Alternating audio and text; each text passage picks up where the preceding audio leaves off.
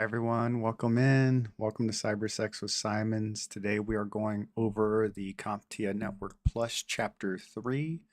Just throwing that out there, I am not an IT expert, in case anybody was curious. I am a student. I am jumping right into college courses, and right now we're going over the CompTIA Network Plus um, certification for this class that I'm in. So kind of skipped over the CompTIA A plus certification. I have not had time to go and do that yet. I plan on making content for that within the very near future. But right now, just trying to break through chapter by chapter of the Network Plus. And here after this class, I'll take a little bit of a break from college and start working on trying to bust out the A plus certification and then finish up the content for the Network Plus certification. And then we'll see where we go after that. It's a learning process, so let's make our way through it. All right, we'll just dive right into the content here. I'm going to be going step by step through what the study guide covers. So you may hear or see me pause intermittently as I'm trying to read through to get a general understanding of what we're going to be talking about.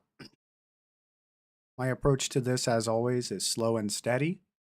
As soon as we come up to a concept that's new or hard for me to explain or teach back in a way that's as close to true as possible, then we'll go and research it on our own. This one is going to be a shorter chapter. Chapter 3 looks like it goes over the networking connectors and wiring standards that are in place. So just looking at the breakdown of what's in the chapter, we're going to be going over copper connections. That includes twisted pair, Cat5, Cat5e, Cat6, Cat6a, Cat7, Cat8, coax, RG6, twin axle, termination standards, TIA, EIA, 568 alpha, TIA, EIA, 568 Bravo. Then we're going to be going over fiber. There's single mode fiber, multi-mode fiber. We'll be touching over connector types, which is the local connector, straight tip, subscriber connection, subscriber connector, mechanical transfer, registered jack, angled physical contact, ultra physical contact, RJ11, RJ45. Yeah, there's a bunch of other stuff in there. And then we'll talk about cable management to conclude everything. So, yeah, I've made a video in the past about destroying an Ethernet cable. So that's just one tiny piece of it. And we'll go through and we'll use Google and things of that nature to get us some pictures of the cables because I'm a physical learner. Like I have to see and do things. So physical and visual learner before I really start to understand them. And it's nice coming back to this. Right now we're in chapter 16 and it gets pretty challenging a little bit later on. It really does. So, once again, I want to reiterate I am not an IT expert. I am a student. I've worked physical security for the past 9 years as just a regular plain Jane security guard. And I want to make a career transition. So, we're going to go through this slow and steady. Not here to win a race. I'm here to make sure that I pick up some skills to uh, carry me on to a better career. So we have some tools that we'll use as well. Anytime I come across an acronym, I like to write the acronym down. And when I see the acronym, I like to speak the acronym.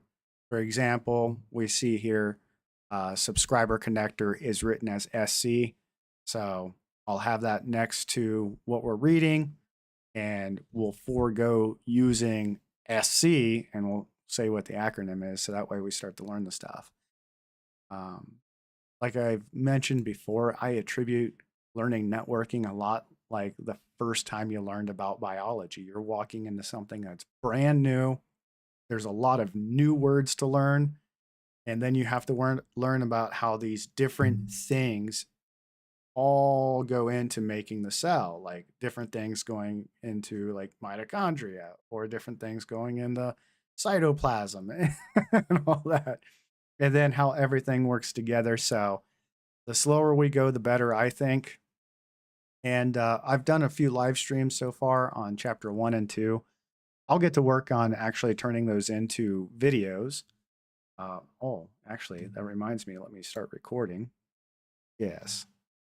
Yeah, I can't forget to start recording. So recording and streaming at the same time, so that way I can have my video editor, my brother, um, turn those into video content for you guys to use. So let's get to that. We got all the disclaimers out of the way, which is all the non-important stuff. Get the focus back on me. So yes, welcome everybody. Thank you so much for being here. I'm using this as a tool, as selfish as it sounds, because teaching back something helps to reinforce the knowledge in my mind. And when you're on stream, you're live, maybe other people can bounce in, ask questions that you didn't think of relating to the topic. And yeah, or, if we have people who are more well versed in stuff, hello, Mix Ray, how's it going? If we have people that are more well versed in stuff, then maybe they can help along. But yeah, let's get to chapter 3 in the CompTIA Network Plus Study Guide. Hope you're having a great day, Mix Ray. All right. So let's see. We have our introduction where he goes over some stuff.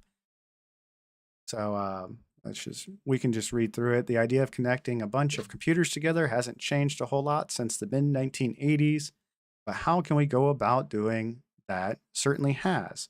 Like everything else, the technologies and devices we create our networks with have evolved dramatically and will continue to do so in order to keep up with the ever quickening pace of life and the way we do business. When you connect computers together to form a network, you want error free, blazingly fast communication, right? Although, quote, error free, in reality, don't exactly walk hand in hand. Keeping the lapses in communication to a minimum and making that communication happen really fast is definitely possible, but it isn't easy. And understanding these types of media and network topologies used in networking today will go far in equipping you to reach these goals.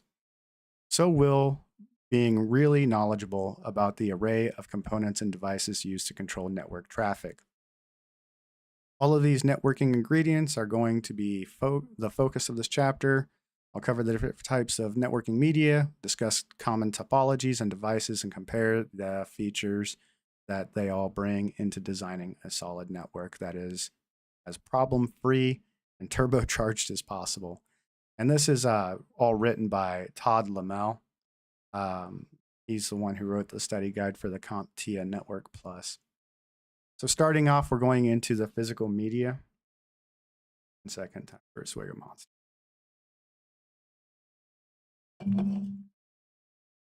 And I'll switch over to the desktop once we start occurring some of our acronyms, or we need to start writing out some visual tools, essentially speaking, to help us understand these things. But yeah, in order to avoid copywriting, I'm not going to be showing the study guide because, yeah, you typically have to pay for that. So physical media. A lot of us rely on wireless technology, wireless networking methods that work using technologies like radio frequency and infrared. But even wireless depends on a physical media backbone in place somewhere. And the majority of installed LANs, LAN stands for local area network, today communicate via some kind of cabling. So let's take a look at the different 3 types of popular cables used in modern networking design. We have coaxial, twisted pair, and fiber optic. Coaxial, twisted pair, and fiber optic. So yeah, let's go ahead and get my Word document pulled up. Then we'll go ahead and get my notepad pulled up, and I'll get that organized. Switch over to the screen. That document. And we'll switch over to the desktop. So on the left, I am screen sharing with my Remarkable Paper Pro, which, if you haven't seen yet, is one of my favorite study tools in the world. I'll switch back over to the camera so we can see. So this is the Remarkable Paper Pro. It's an e-ink device. They're about $650 over at Best Buy, but cool enough, you can stream it. There's no subscription you need. There's no nothing like that. I am not sponsored. That'd be awesome if I but yeah, it's fantastic. It feels just like writing on paper. The battery lasts forever. So that's what that is on the left, and then on the right side we just have a regular. So switch back over to that, and I'll get back to reading. So our 3 types of physical media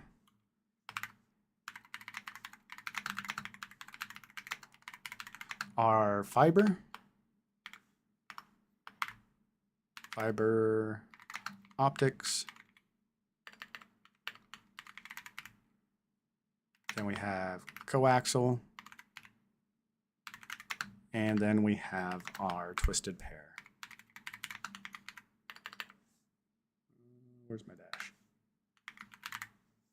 So those are our 3 popular cables used in modern networking. Okay, so we're going to touch on coaxial cable first. Coaxial cable, referred to as coax. Coax is a short name for coaxial cable, which we're all familiar with, right? Like that's typically what we have running into our home, and that'll plug into our modem. And you know, we've talked about it before in the past. And let me grab it real quick. I'll get the camera to lock here.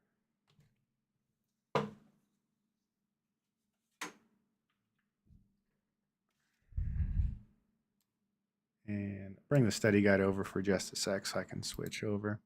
So we're all familiar with coax, and this is what we normally have in our home, right? We get that thing from Xfinity. This is a modem router combination thing, and it's also a wireless access point. People make the mistake of thinking that routers and Wi-Fi are the same thing, right? Now there's a segregation of what they're doing there.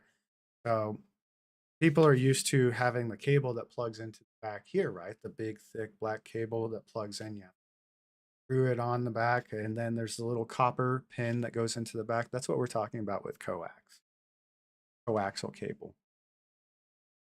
Yeah, this is just your standard thing from Xfinity. Hey, how's it going?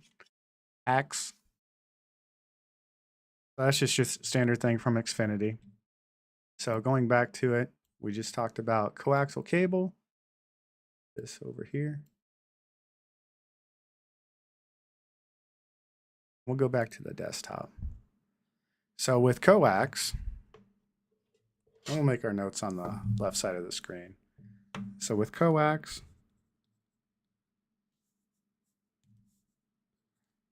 we have our copper pin in the middle,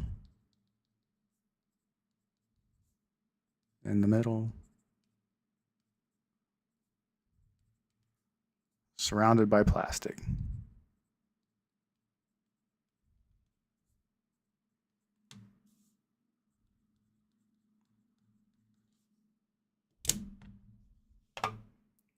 All right, get the study guide back up.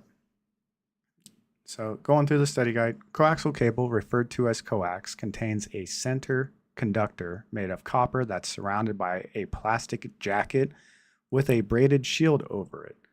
A plastic such as polyvinyl chloride, or PVC, we don't have to remember that, but PVC, or that's a long word. Let's see if I can pronounce this.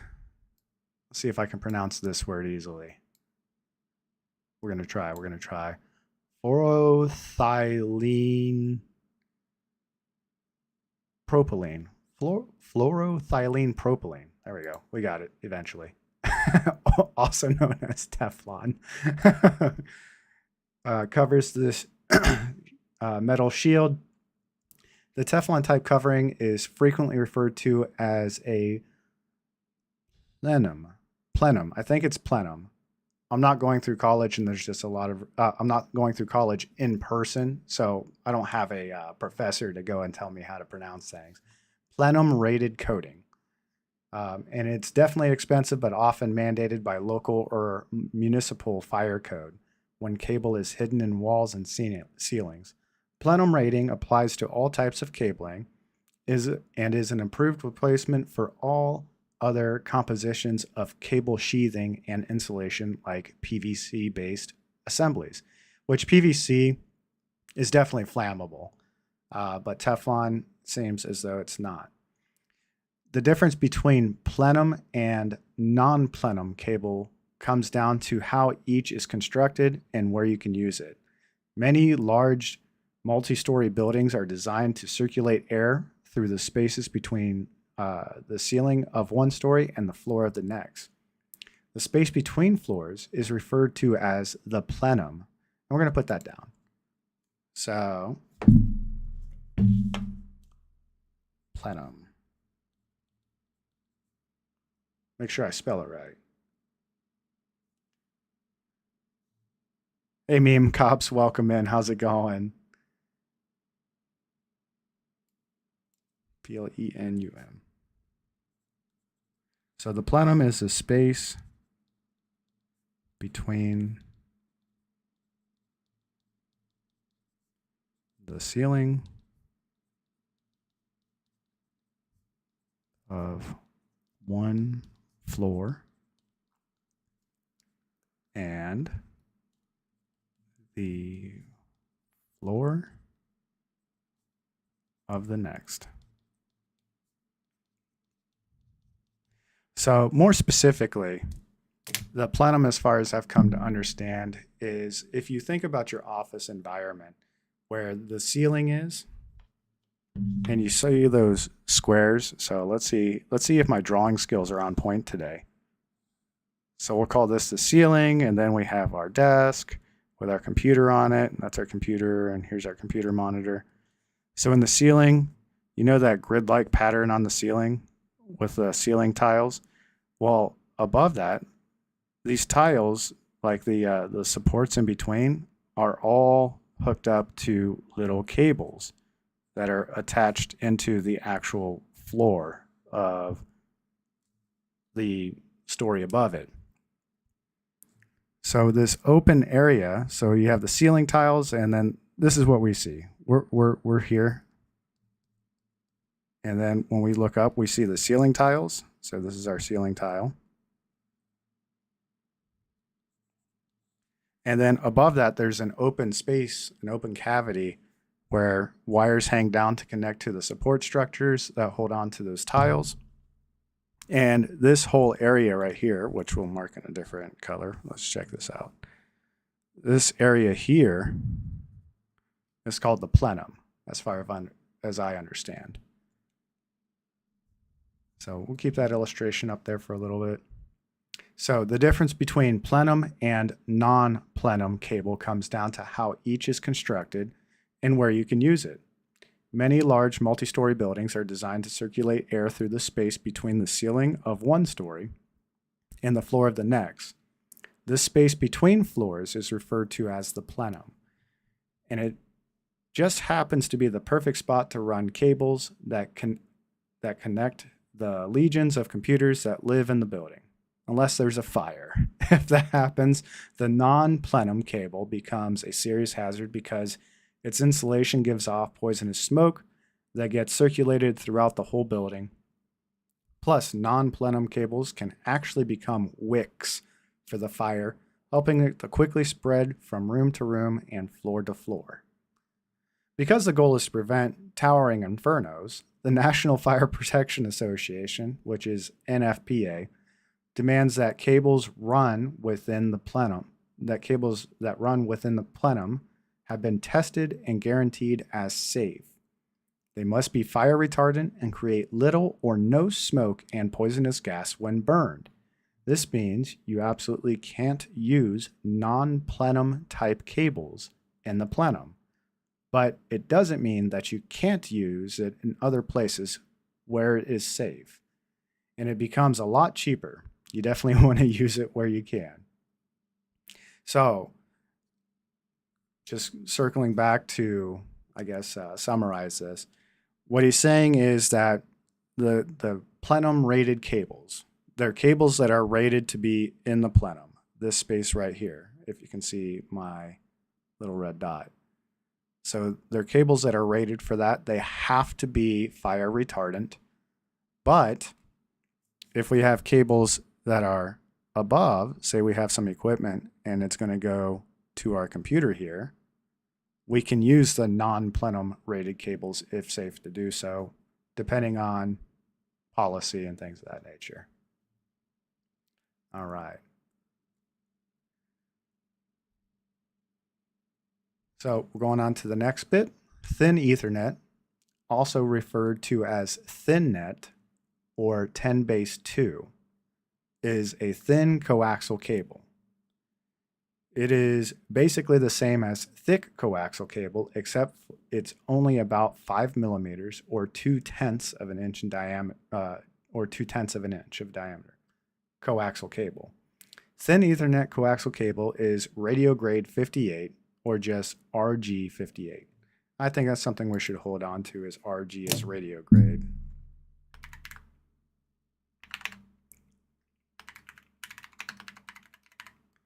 Okay. So we'll move down here a little bit, create some more space for us. All right, so Thin Ethernet is ThinNet.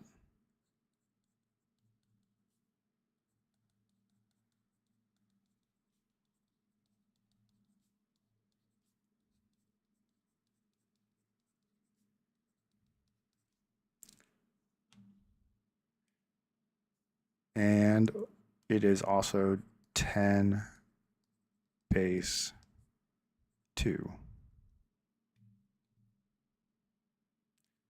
Coax cable.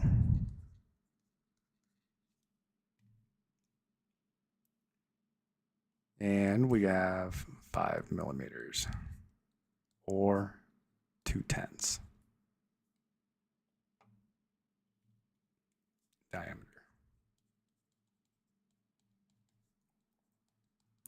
So I'm guessing with that being the case, they're talking diameter of the entire cable, not just the diameter of the copper inside of the cable. So with that being said, if it was a 5 millimeter copper cable, good luck bending that all over the place where you need it to be. I doubt it's going to be malleable. So it is Thin Ethernet coaxial cable is radio grade 58 or RG58. So we'll put that down as well. So RG58. And then we have an example of coax cable put in there. So let's go ahead and just pull this over to show you guys. So we have our center core of copper. Then we have a dielectric insulator. That's something we want to prevent, having electricity being able to bounce out. We have a metallic shield. My assumption here is that metallic shield is to prevent RFI and EFI. So we have electromagnetic frequency, and then we have radio frequency. Yeah. And that's what our coax cable is going to look like. That's what I showed a little bit ago on our old and trusty multi-purpose router, modem, Wi-Fi combo that you get from Xfinity for super cheap. That's what plugs into there. I also have coax that plugs into my nicer modem. So yeah, it's definitely still in use today for sure. Let's move on to the next part, but that is an example of our coax cable. And he says, oh, by the way, if you use thin net cable, you've got to use B and C connectors to attach stations to the network. And then we have a figure that demonstrates B and C connectors. And you have to use 50 ohm terminating resistors at each end of the cable in order to achieve proper performance. So this is an example of B and C connectors that's put in the study guide right here. Yeah, that looks quite a bit different from the super cheapness that I have on my modem. So yeah, I guess it's just different types of connectors used for coax cable. So we'll also put that in our note here, is that it must use B and C connectors. B and C connectors.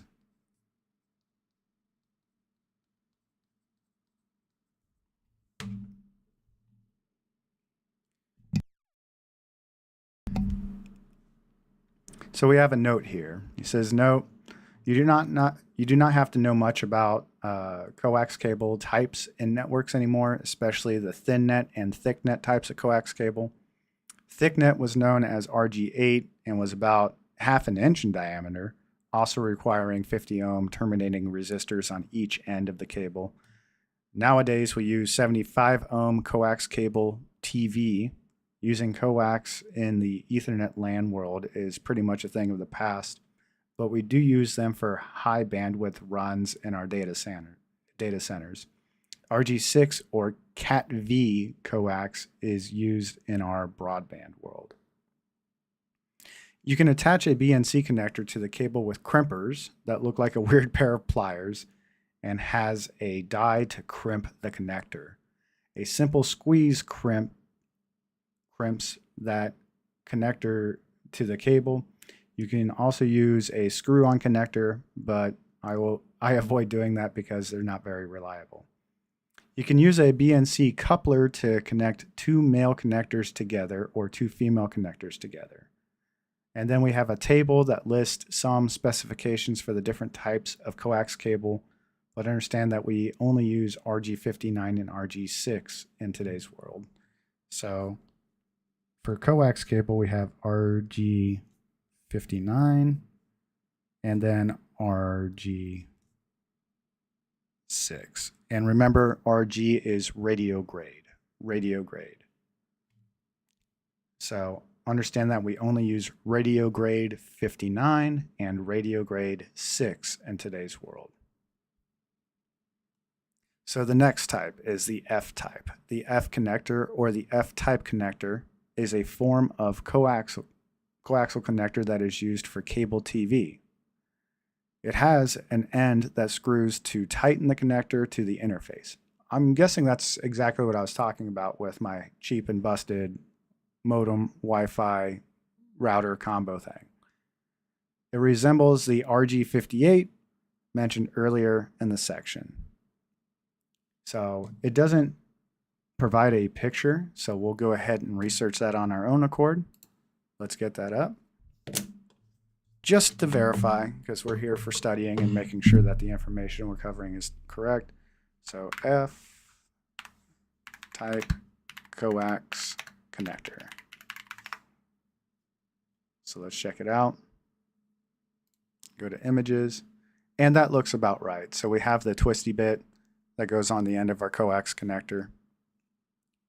Yeah, and this is what we're used to seeing right here. Well, that looks like even more high speed than mine. But yeah, that's kind of like what we're used to seeing here. Exactly. So this is the commonly used version, at least for home internet, home coax cable. Perfect. So that's the F-type connector, and that's used for cable TV, and it resembles the RG or radio grade 58 mentioned earlier in the section. So here we have a table that we can go over real quick. So we have the radio grade rating, which is RG58U. Popular name, there isn't one. Ethernet implementation, none. It's solid copper. Then RG58AU is thin net, 10 base 2, stranded copper. So RG8 is thick net, 10 base 5, solid copper. RG59 is cable television, low cost, short distance. No Ethernet implementation, solid copper. RG6 is cable television, cable modems, longer distance than RG59. Some power implementations. No Ethernet implementation, solid copper. RG62, ArcNet, which is obsolete. No Ethernet implementation, solid, stranded. It can be either one. So let's go ahead and note these down, because I think that's something we may need later when we start going through the chapter summary, because a lot of this is just a matter of getting down some of these tables. And I could write the notes, but I can type faster. So we have the RG58, and that has solid copper. Then we have that's the 58U. 58U. That's solid copper. Then we have RG58A/U, which is thin net. Thin net. And then it is 10 base 2, and that is stranded copper.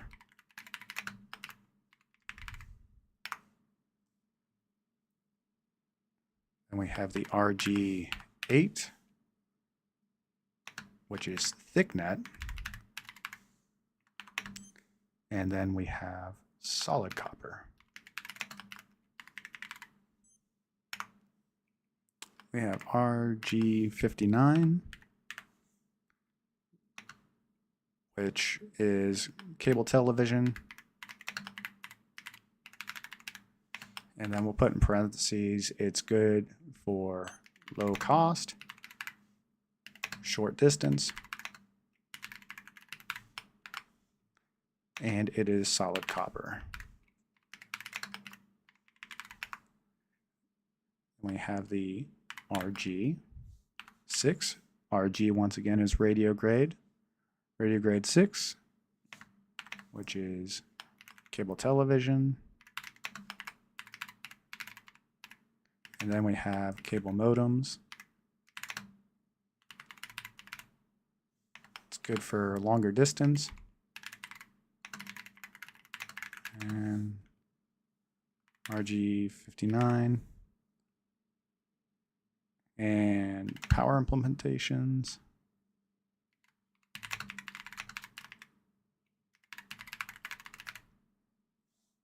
Solid copper.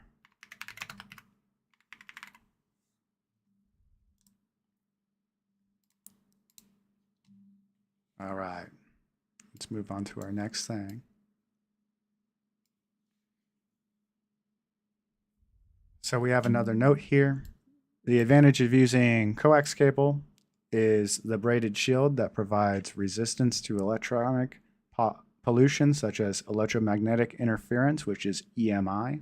So we'll put that down because that's definitely something that's going to be covered quite a bit in this chapter is EMI, which is electromagnetic interference.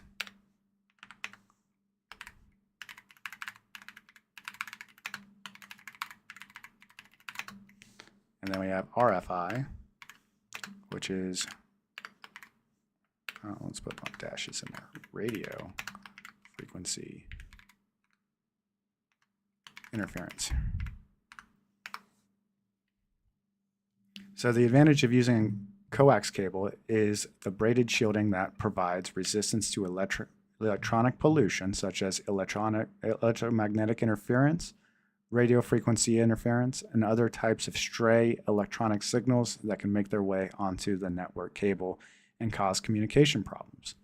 All right, we're on to twisted pair cables. Twisted pair cables consist of multiple individually insulated wires that are twisted together in pairs, sometimes in a metallic shield placed around them. Hence the name shielded twisted pair, which that's another acronym.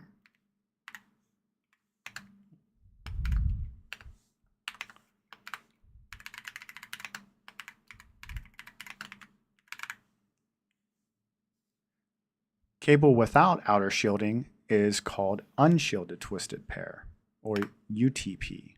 So STP is shielded twisted pair, then we have UTP, which is unshielded twisted pair.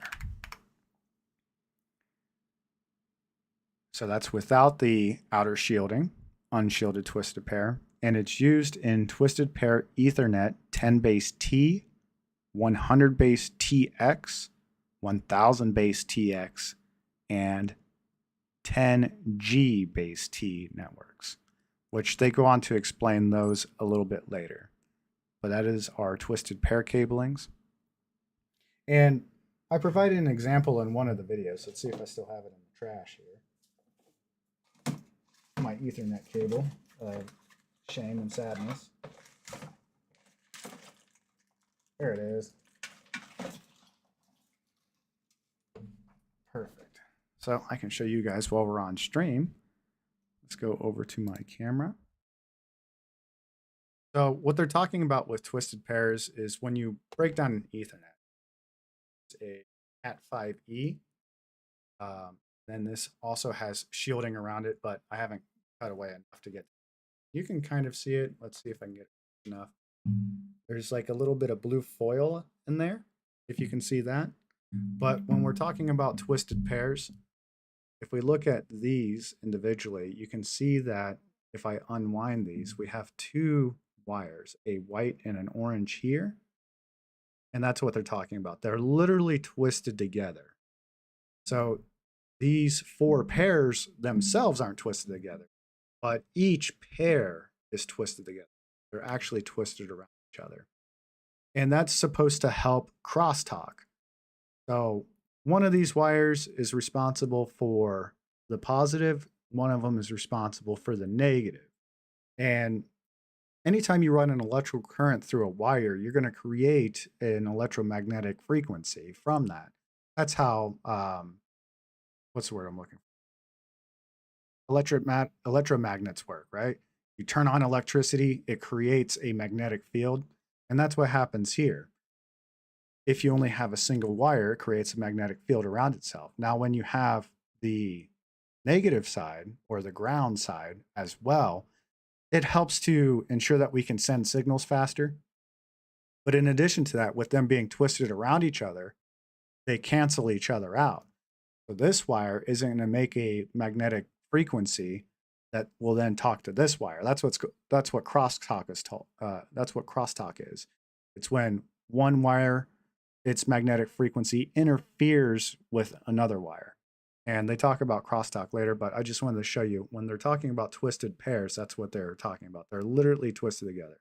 And this last bare wire here, that's just a drain wire.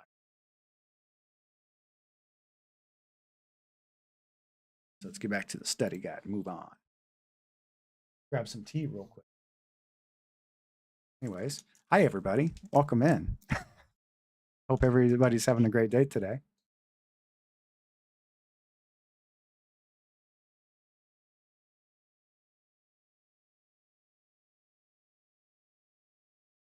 All right. So we covered twisted pairs.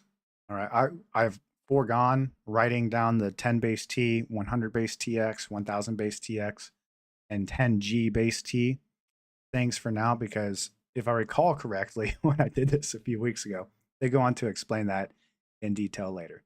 So the next thing we're going to go into is twin axial cables. And for anybody who's just joined, what we're going over is the CompTIA Network Plus study guide. This is chapter 3. I've done 2 other live streams of chapter 1 and 2.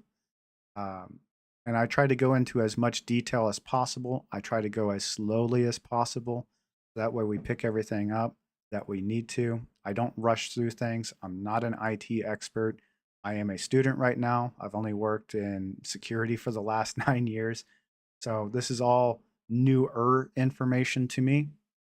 And the long-term goal is to get into cybersecurity. But yeah, right now with college, we're working on the Network Plus study guide. So I figured I'd make content with this. The goal later is to get into the CompTIA A Plus, then the CompTIA Security Plus, and then we'll see where we go after there.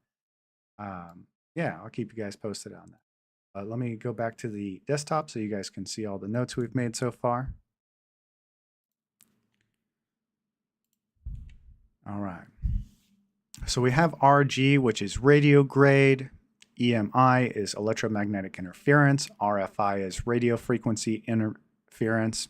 We have STP, which is our shielded twisted pair. Then UTP, which is our unshielded twisted pair. So the next thing we're going over is twin axial cable. Twin axial cabling is used for short distance high speed connections, such as 10G Ethernet connections, which I'm thinking means like 10 gigabytes per second, which is used in data centers. The advantage of using twin-ax is that there is a significant cost savings over fiber optic cabling since twin axial cables are copper based. Yeah, no problem. Oh, the notepad. We'll enlarge both.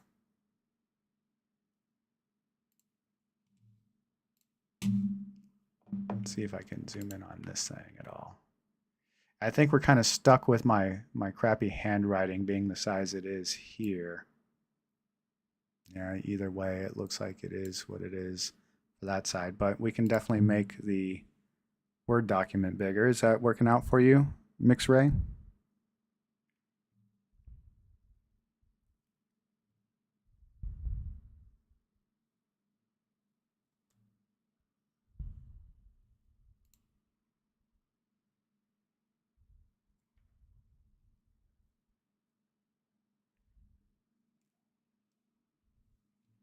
Yeah, I don't know that I can do this any bigger as of yet. I can write bigger for sure. Let's see if we can work some magic here.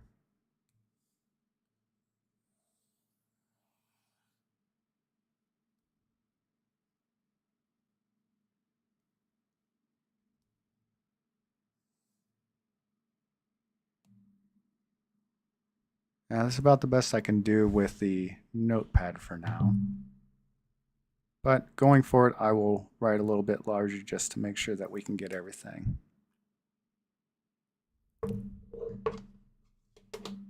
So Ethernet cable descriptions. All right. So Ethernet cable types are described using a code that follows this format. N, then signaling, X. We'll get that down. So we have N.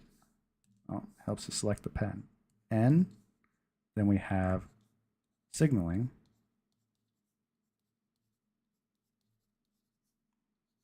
And then we have X. that a little bit larger for you, MixRay? Hopefully that's easier to see.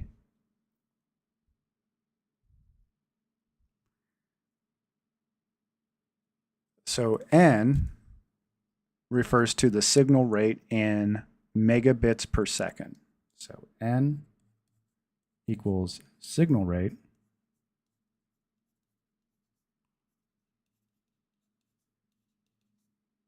in megabits per second.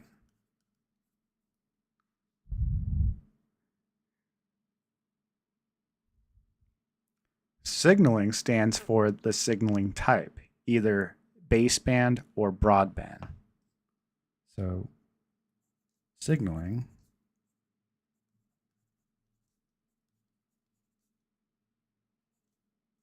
equals signal type, either baseband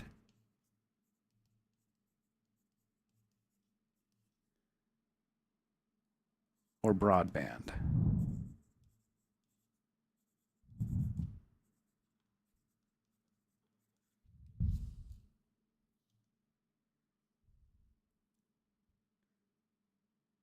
And the X is the unique identifier for the specific Ethernet cabling scheme.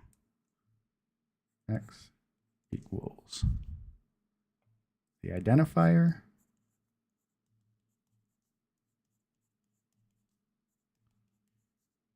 for Ethernet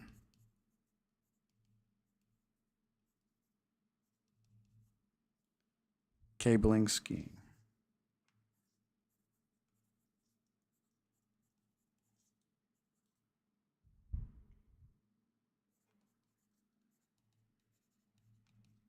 So what he's talking about here, as an example, we have 100 base T.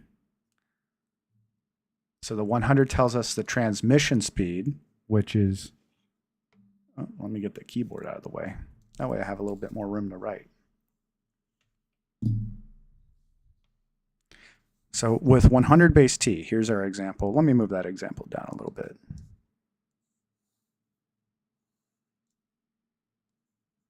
So with 100 base T, that's our example. The 100 equals 100 megabits per second.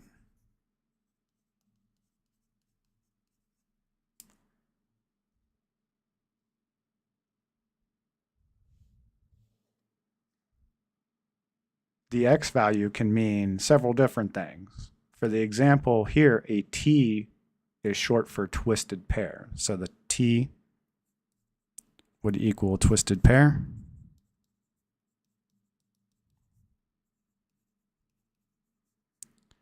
And base equals baseband.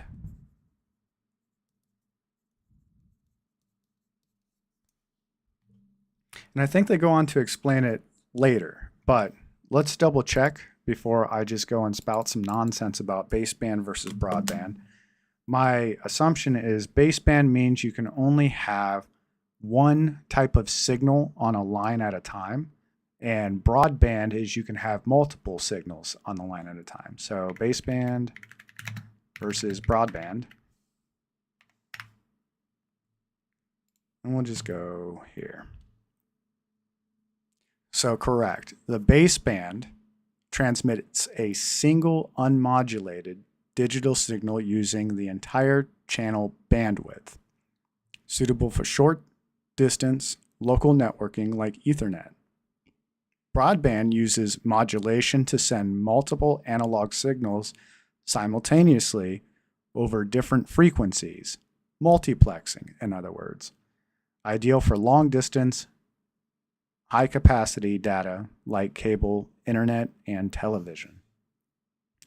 So to draw an example of what this looks like as far as I've understood. So if we have 0, right? This is our line. And we're talking about frequencies. So let's get our first frequency here, and we'll do it like this. So wavelength is a measure of here to here. And with the signaling scheme that they're talking about, the wavelength stays the same, all right? But we can change the amplitude of the wave. And what I'm talking about like that is, let me go back to black.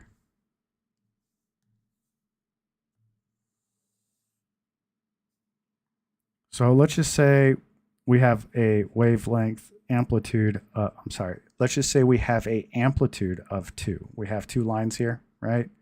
So we have an amplitude of 2, and then we have a wavelength of here to here. And wavelengths are always measured from peak to peak. All right.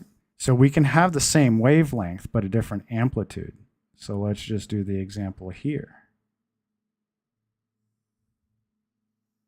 That was a very poorly drawn line. I'm sorry. Here, let's try making this a little bit better.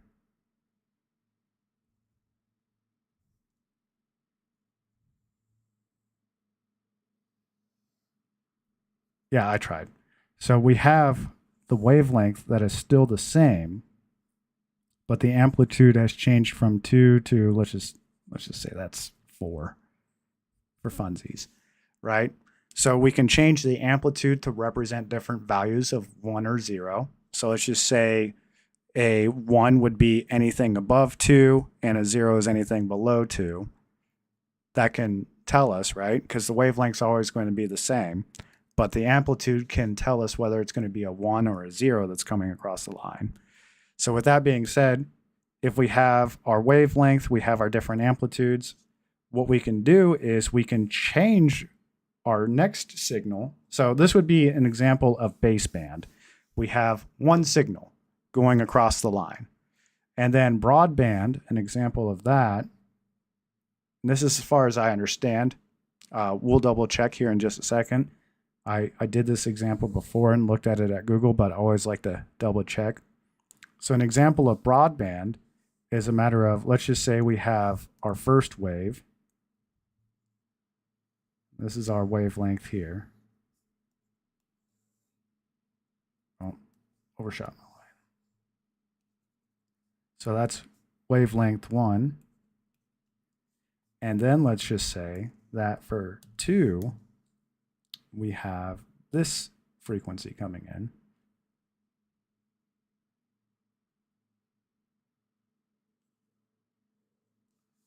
So this can be our next wavelength. It could be a different signal. Remember, we can change the amplitude on this being higher or lower. And then let's just say we have a separate one coming in. We have green, and then this is going to be green.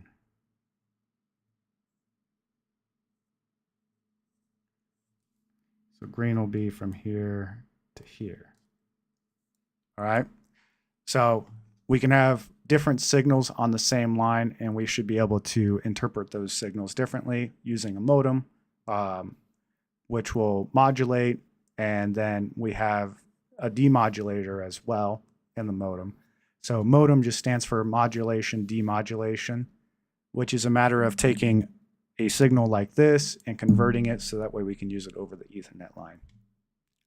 I went way off track there. I apologize. Anyways, where were we?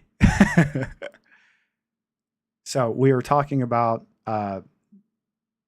yes, let's go back up. We're talking about our cabling standards.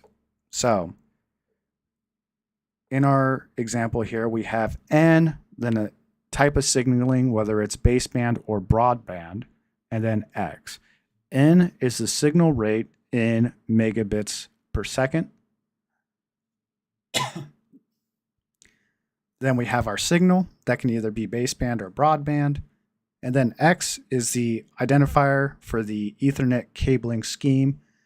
An example would be T for twisted pair. Then they have like different types of fiber. and coax as well, I believe. So let's go into that and we'll just read through it. So T is short for twisted pair. This is the standard for running 100 megabit Ethernet over 2 pairs or 4 wires of Cat 5, 5E, 6, 6A, and 8 UTP. And UTP is unshielded twisted pair. So he says this is the standard for running 100 megabit Ethernet over 2 pairs, so 4 wires. So that would be just like this. We have 4 wires. This is a Cat 5e cable that I destroyed for funsies. And we have 2 pairs or 4 wires. In essence, one of the pair is going to send and receive, and then another pair is going to send and receive at the same time. And that would be our full duplex, right? Being able to send and receive at the same time is full duplex. Being able to only send, then you have to wait, and then only receive, that's half duplex.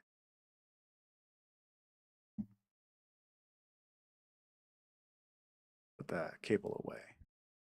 Go back to the desktop. So do we have any questions before we move on from here?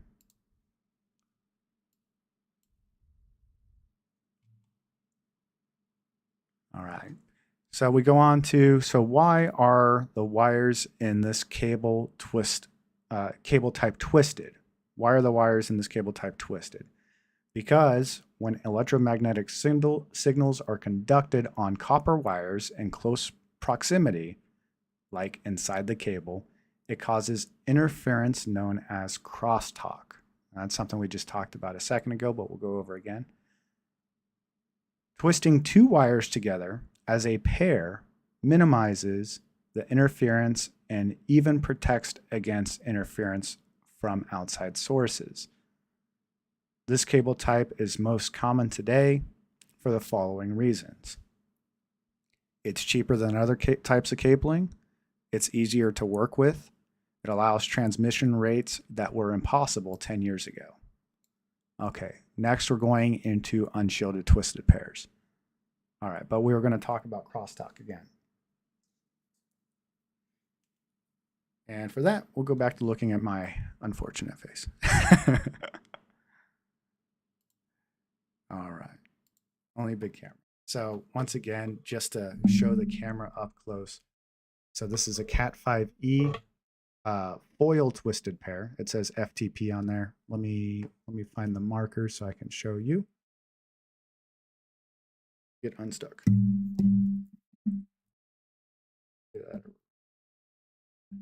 Get the camera to focus. So just by my other index, back on my finger. So it says Cat 5e patch cable. ... FTP. Focus. Oh, hey, it focused. There we go. Cat 5e patch cable. Focusing on my face. Nobody wants to see that. And then ... FTP, which is foil twisted pair. The pairs of wires are legitimately twisted together. And what he's talking about is if these wires weren't twisted together, we untwist these. If it's just a matter of this wire is lined up next to this wire, kind of like this instead of twisted together, that's going to cause crosstalk because as electricity is moving through this wire, it's going to create a magnetic field around it, which can then interfere with this wire or the other wires if they were all just lined up together. So when we twist it, remember one's a positive, one's a negative, they kind of work to cancel out the electromagnetic field that they produce. So that prevents crosstalk, and crosstalk is when one wire produces an electromagnetic field that interferes with another wire. Maybe I'll be able to throw this way permanently now. All right, Go back over here. So we're going into unshielded twisted pairs. Unshielded twisted pairs. UTP cable is rated in these categories. Unshielded twisted pair cable is rated in these categories. We have category 1, which is 2 twisted wire pairs or 4 wires. So actually, I was incorrect earlier when I was talking about that. So 2 twisted pairs would only be 2 wires. So just 2. It wouldn't be all 4 of these twisted pairs. It would just be the 2. So Cat 1 is 2 twisted wire pairs or 4 wires in totals. And we can write that down. We'll use that as a note. I think we're ready to move on from these notes. So we have UTP Cat 1, which we have the acronym over here on the right side of the screen. Make sure I'm not on my camera. Perfect. Unshielded twisted pair. So we have UTP category 1. It's 4 wires.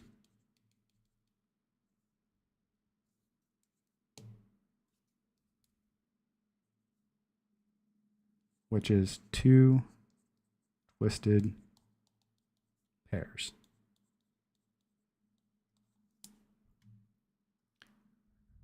Two twisted pairs or 4 wires. This is the oldest type and is only voice grade. It isn't rated for data communications. People refer to this as plain old telephone service or POTS. Plain old telephone service or POTS.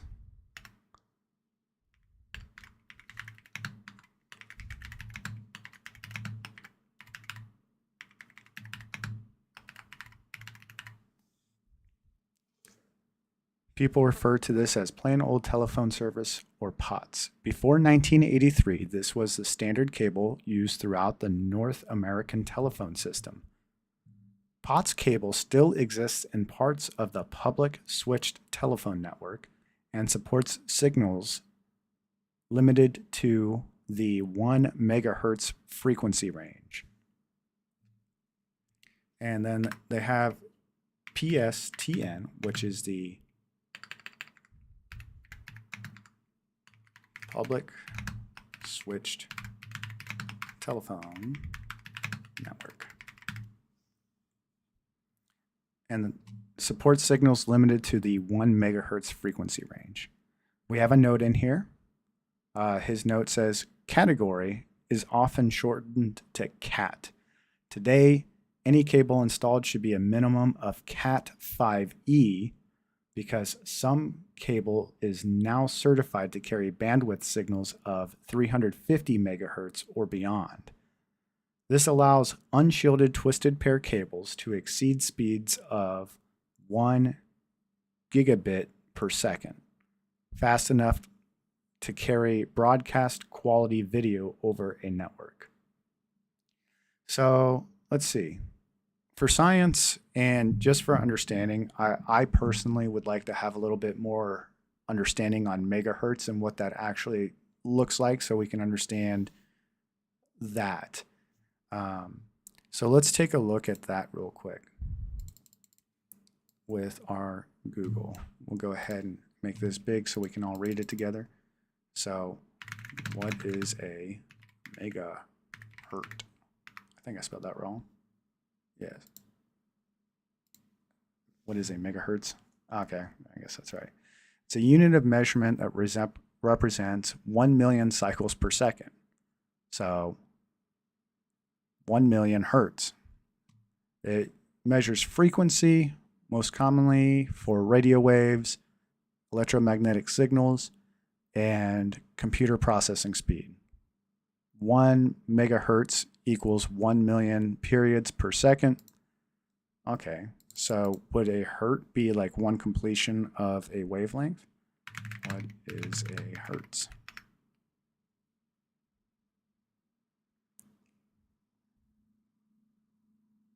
One cycle per second. Okay, so 1 hertz is one complete wavelength, right? You go from peak to peak.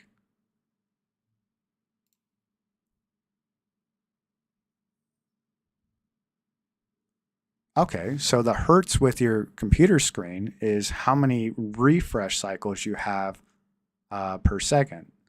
So indicating how many times the screen updates per second. Neat. Understand a little bit more physics now. So a hertz is a complete period of one wavelength from peak to peak. So yeah, I think a megahertz is a lot. 1 megahertz is 1 million completions of a wavelength. That's pretty interesting. So yeah, we can go back to our example here. And then we can notate in there that, this one completion of a wavelength is 1 hertz. 1 hertz. 1 hertz. Is that how you say it? Is it 1 hertz?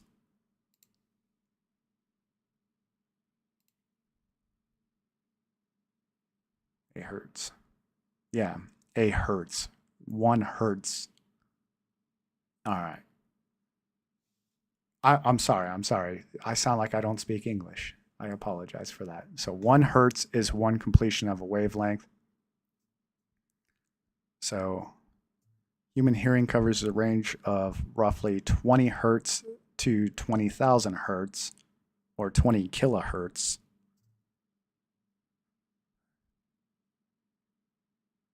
So US household electrical power operates at 60 hertz. Well, that's because it's alternating frequency. So I'd imagine that direct current doesn't have hertz. It just has voltage and amperage. And then radio signals, Wi-Fi, and cellular phones operate at megahertz or gigahertz levels. Processor speeds, computer speeds are measured in hertz, such as gigahertz. So cycles per second is the traditional term. So cycles per second and hertz are the same. Hertz is the official abbreviation. HZ. So frequency. That was the math term I couldn't figure out in my brain. Like, I took math and we were talking about frequency. All right. So yes, the frequency. So common multiples of hertz, we have kilohertz, or 10 to the third, which is 1,000 hertz. Megahertz, 10 to the 6, or 1 million hertz. And before I embarrass myself because I can't read numbers, let's move on to the next thing. So that's what they were talking about with regards to hertz. So 1 megahertz frequency range with the category 1 unshielded twisted pair means 1 million cycles or frequencies in that range per second. So the next one is Cat 2. So Cat 2. Oh, we need to write down R. And it supports signals limited to the 1 megahertz. So Cat 1 and 1 megahertz frequency range. All right, so Cat 2, category 2.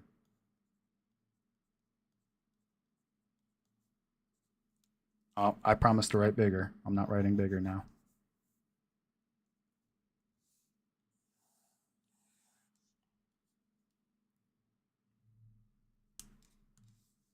So UTP. Then we have category 1, which is 2 twisted pairs.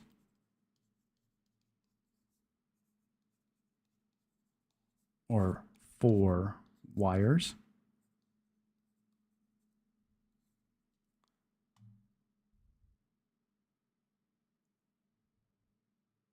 And it supports signals limited to the 1 megahertz frequency range. 1 megahertz frequency.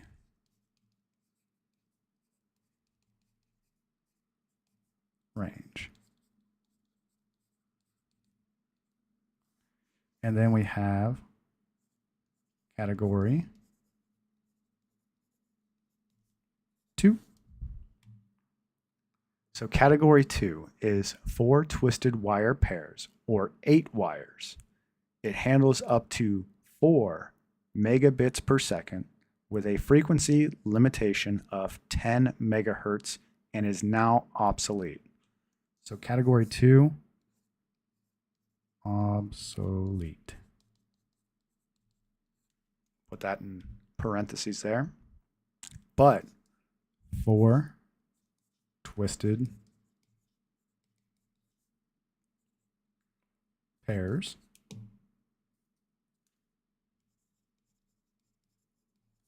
which is 8 wires. And then up to, it's limited to 10 megahertz. 10 megahertz. All right, then we have category 3.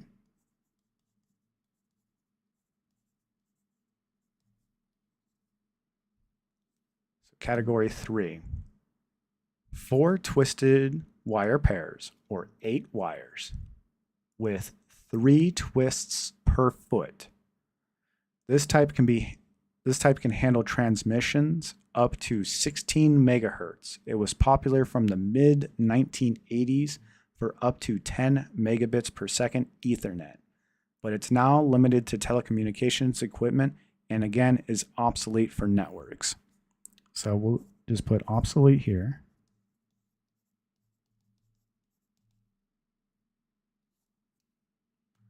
All right, and then we have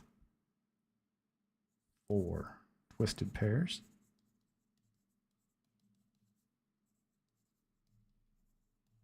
Which is 8 wires. Then we have 16 megahertz up to 10 megabits per second. Megabits per second. All right, category 4. And this is our unshielded twisted pairs. That's what we're talking about. Unshielded twisted pairs. Category 4.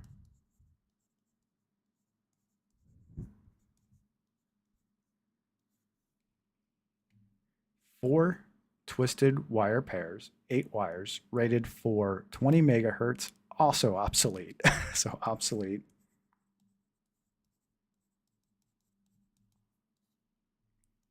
Four twisted pairs.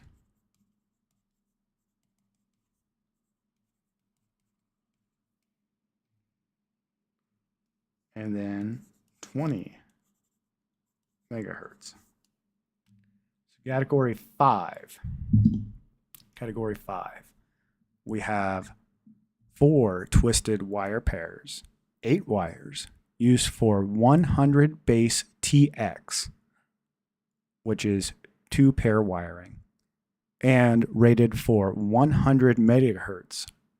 And then he says, but why use Cat 5 when you can use Cat 5e for the same price? I'm not sure you can even buy plain Cat 5 anymore. Using Cat 6 is an option, but it's slightly harder to install due to its size compared to Cat 5e. Okay, so category 5, unshielded twisted pair. So it's got 8 wires or 4 twisted pairs.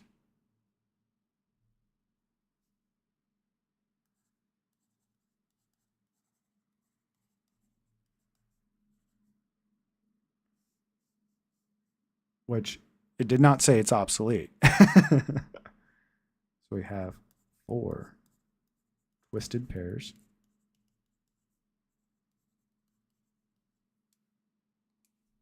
Which is 8 wires.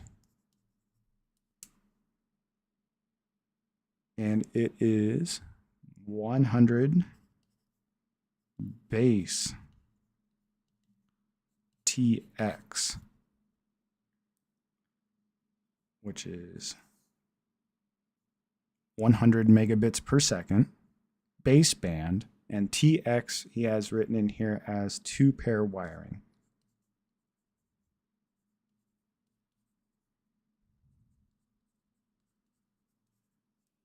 Perfect.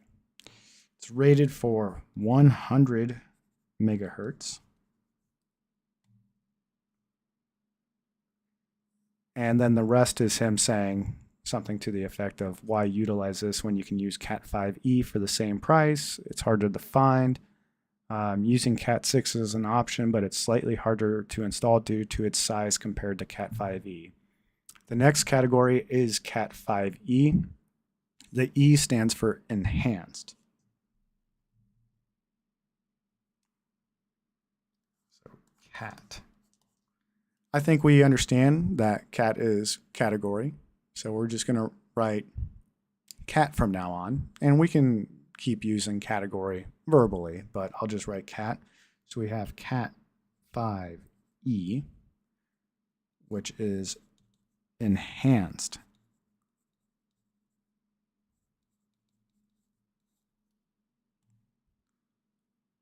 It has 4 twisted pairs,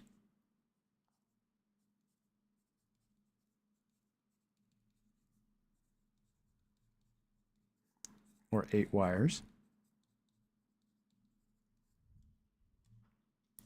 So Cat5e, enhanced, 4 twisted pair, 8 wires, recommended for 1000 base T, 4-pair wiring, and rated for 100 megahertz, but capable of handling the disturbance on each pair that's caused by transmitting on all 4 pairs at the same time, a feature that's needed for gigabit Ethernet. Any category below Cat5e shouldn't be used in today's network environments. Welcome back, Bloated Cow. Well, welcome in, Bloated Cow. How's it going today? Are you someone who's been working in networking environments and stuff like that? This takes you back? That's awesome. I'm just starting off brand new to this, so welcome in, welcome in. I'm a student right now trying to get into the IT realm of working in the near future instead of being just a security guard anymore. So I figured I'd chronicle the journey through this. But all right, let's go back through that again, refresh the move. So Cat5e, enhanced, 4 twisted wire pairs or 8 wires. Recommended for 1000 base T.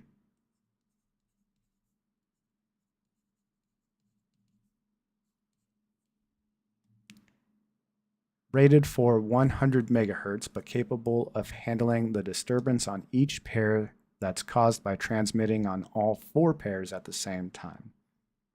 So we'll go ahead and put that in there too, 100 megahertz. All right, and that's a feature that's needed for gigabit Ethernet. Any category below 5e shouldn't be used in today's network environments.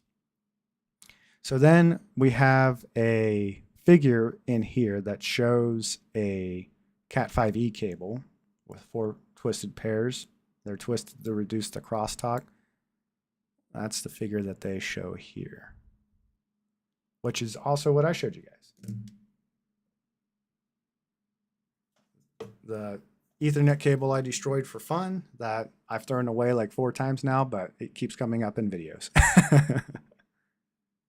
But this is a foil twisted pair. It has the shielding on it. That's the difference. And it doesn't look like this one has shielding on it, at least from the picture that I see here. But yeah, for fun, I could grab my knife and we can open this up and I'll show you guys the the foil protection on it. So I have this here. I'm going to try not to cut myself as I move this outer plastic jacket. I'm also going to try not to slice open the foil protection.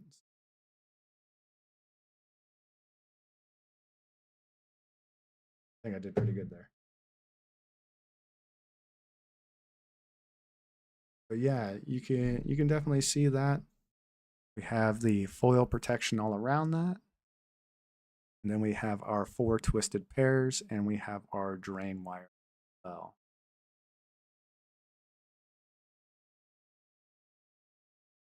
Let's see if I can gracefully remove the shielding. So they have the foil here, and then they have underneath that a plastic shroud as well that protects the wires, keeps them kind of together. You can definitely do it with a knife. I was trying not to though.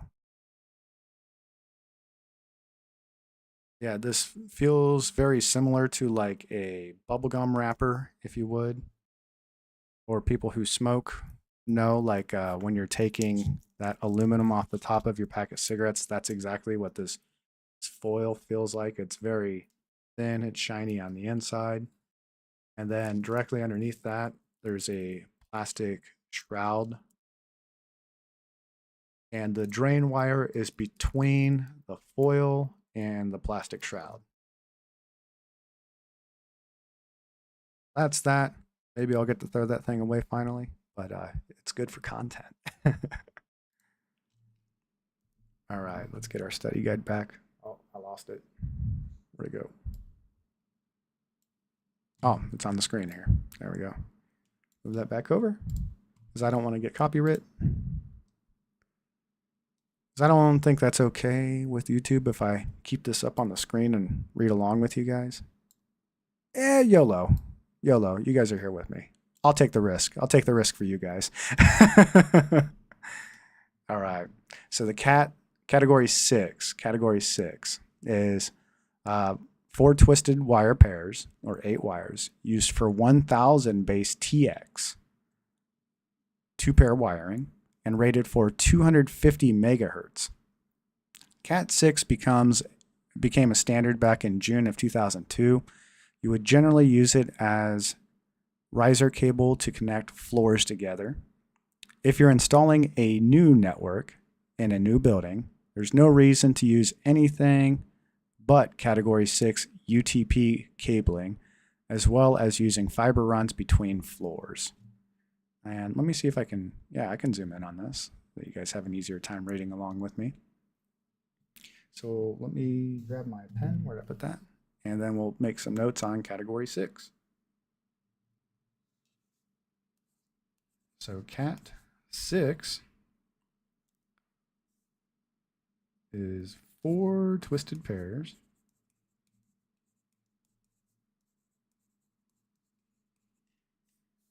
which would be 8 wires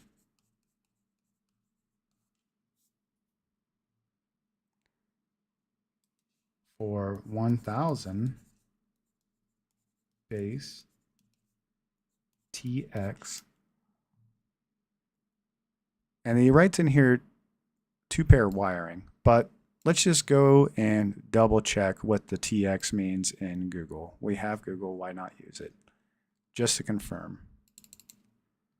So for wiring standards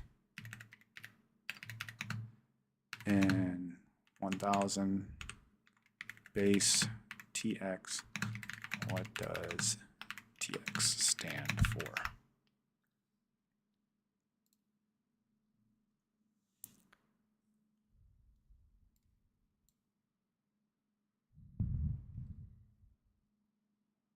Cabling has an effect like high power going through.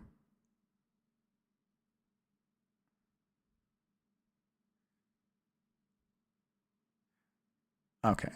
Yeah. TX, Ethernet cabling standard for TX, and 1000 base TX, an obsolete standard, or 100 base TX, fast Ethernet, designates a twisted pair cable that uses 2 pairs of wires, typically utilizing 1 pair to transmit TX and 1 pair to receive RX. The T stands for twisted pair, while the X distinguishes it as a specific encoding method. Let's see. 1000 base TX versus T. Unlike the common 1000 base T, which uses all 4 pairs for bidirectional communication, 1000 base TX uses only 2 pairs and requires Category 6 cabling to achieve gigabit speeds. Many people and even some manufacturers incorrectly label 1000 base T, the standard 4-pair gigabit, as 1000 base TX, which usually refers to this rarer 2-pair Cat6 dependent standard. Okay. Let's go back over that again. I guess my brain's not just catching on to what the X stands for. All right. So 100 base TX fast Ethernet designates a twisted pair cabling that uses 2 pairs of wires. So 2 pairs of wires would be 4 wires, typically utilizing 1 pair to transmit, TX, and the other pair to receive, RX. The T stands for twisted pair, that makes sense, while the X distinguishes it as a specific encoding method. Okay. What does the X in TX stand for? Type of line coding or transmission technology used, specifically 4B, 5B block encoding, while the T denotes twisted pair cabling. The X differentiates it from other standards by indicating a specific high-speed encoding method. So the T is twisted pair, the X is the encoding method. Okay, gotcha. So T equals twisted pair.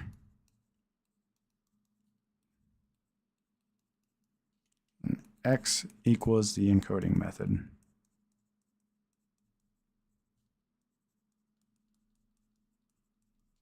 And we'll write that down on our note. Perfect.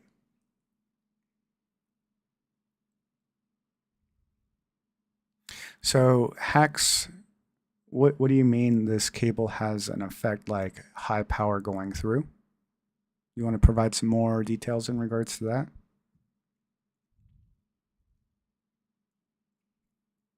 All right, the next one, while we're waiting on Hacks, if Hacks wants to reply to us, that'd be cool.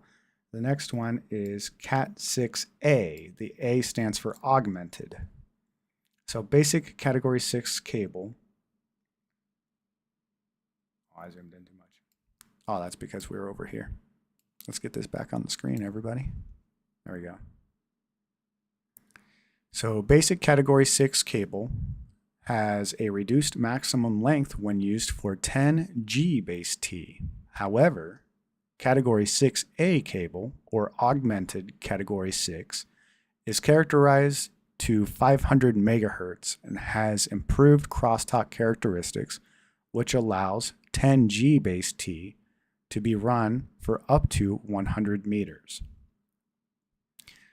The most important point is a performance difference between Electronic Industries Alliance and Telecommunication Industry Association, which is the EIA-TIA, which I know they're going to use that quite a bit later on in the reading, so let's put that down here in our acronyms. So we have EIA, which is our Electronic Industries Alliance.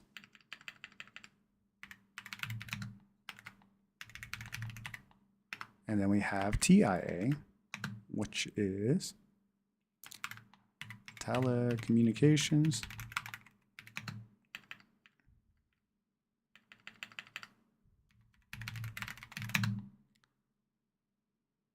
Industry Association. Perfect. Oop, too big. Move back over here. All right. So the most important point is a performance difference between Electronic Industries Alliance and Telecommunications Industry Association component specifications for the next or the near-end crosstalk transmission parameter. running at a frequency of 500 megahertz. Oh, hex, I can't read that, my guy. I'm showing some characters I don't recognize. I can read a little bit of Japanese, and that's about it. I don't read whatever that is, Hex. I'm sorry, man. All right. So we had another thing we wanted to hold on to, which was, let's see, for the augmented. So running at a frequency of 500 megahertz. Oh, no. Go back up. An ISO IEC Cat6A connector provides double the power, 3 decibels, I believe that's decibels, right, of a Cat6A connector that conforms with the EIA TIA specifications. Note that 3 dB equals 100% increase of near and crosstalk noise reduction. All right.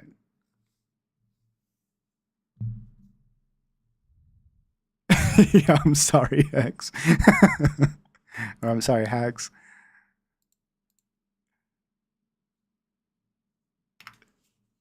Let's see. We had another thing we were going to hold on to. So next, NEXT.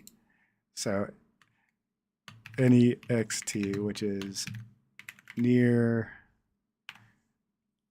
and crosstalk. Transmission parameters. All right, and let's get our notes going. Let's get our notes going for this. Put you guys back over here. So for a Cat6A,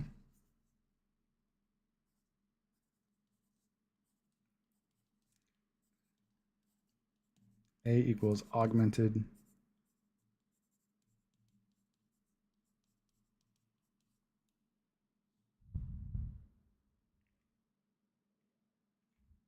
.220-volt line pass over a Cat6 wire have any effect?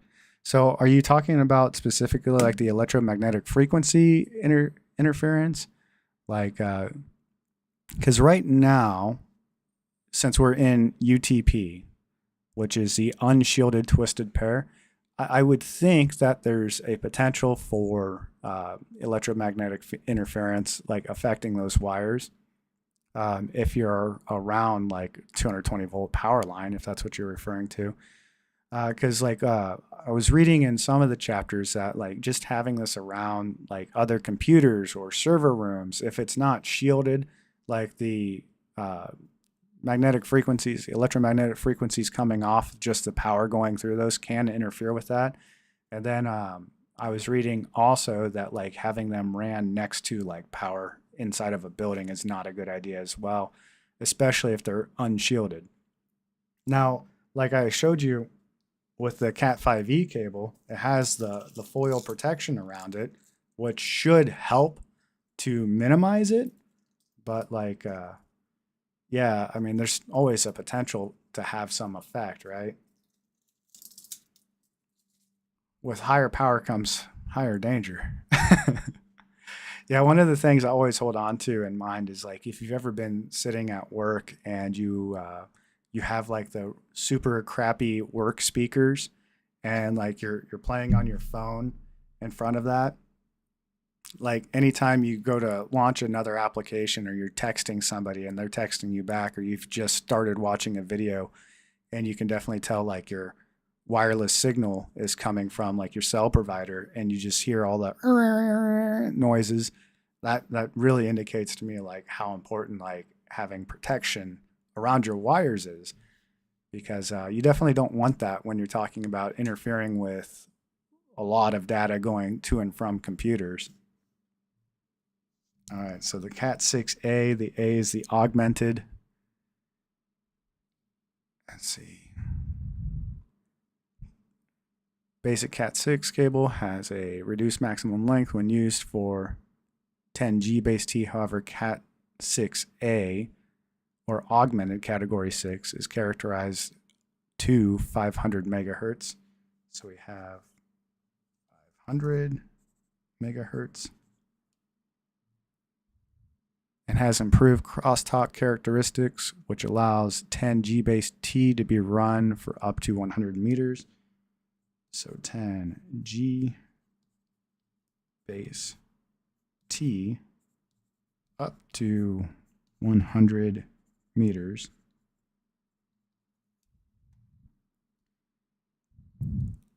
The most important point is the performance difference between Electronic Industries Alliance and Telecommunication Industry Association component specifications for the next transmission parameter. Let's see. How do I want to write that in a way my brain can stick to it?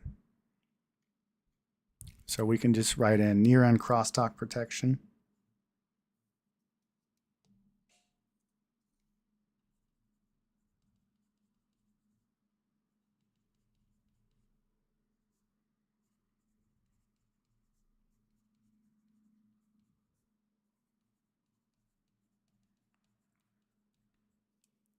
Because they haven't gone into the shielded twisted pairs as of yet, I don't believe, nor have they talked about it. But yeah, if you're definitely moving that much data, why would you not have shielding? All right. Let's see.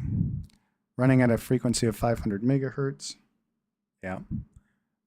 An ISO IEC Cat6A connector provides double the power of Cat6A connector that conforms with the EIA TIA specifications. Time for Google. Like I said, we'll go through it all slow and steady.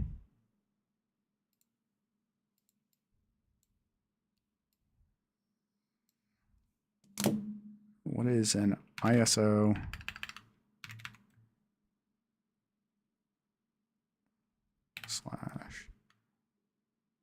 IEC Cat 6A connector?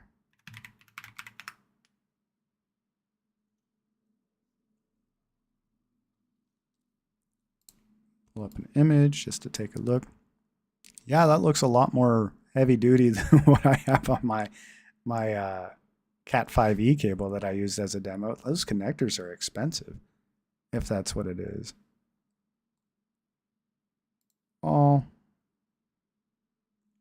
It's a high performance components complying with the ISO IEC 11801 standards for 10G base T Ethernet applications supporting up to 500 or 600 megahertz. They are typically shielded. So STP, shielded twisted pair, FTP, foiled twisted pair. Field terminable RJ45 connectors featuring die-cast metal housings and toolless termination for quick, reliable assembly. They fit standard Ethernet ports and ensure alien crosstalk reduction. That's a new term I've not heard, is alien crosstalk reduction. Is that what the foil hats are for? I'm sorry. So key features and standards: performance, designed to support 10 gigabit Ethernet up to 100 meters. Compliance, meets the ISO/IEC standards. Then the ANSI TIA standard. Now that's a lot of standards. Then shielding, crucial for Category 6A to prevent interference. Interference is called alien crosstalk. Okay, gotcha. Yeah, that's a new term I haven't heard of before, alien crosstalk. Often used die-cast zinc housings, similar to products from a website that I'm not going to click on. Sentinel connector systems. All right. Termination, primarily toolless. So, in essence, if we go back to this, they're just they're saying that this type of connector provides double the power for the Cat 6A. All right. And then we can put that in there. Why not? The ISO IEC Cat6A connector provides double power, which is 3 dB. Is that a uppercase? No. 3 dB. So yeah, that's an interesting note. Note that 3 dB equals a 100% increase of near-end crosstalk noise reduction. Okay.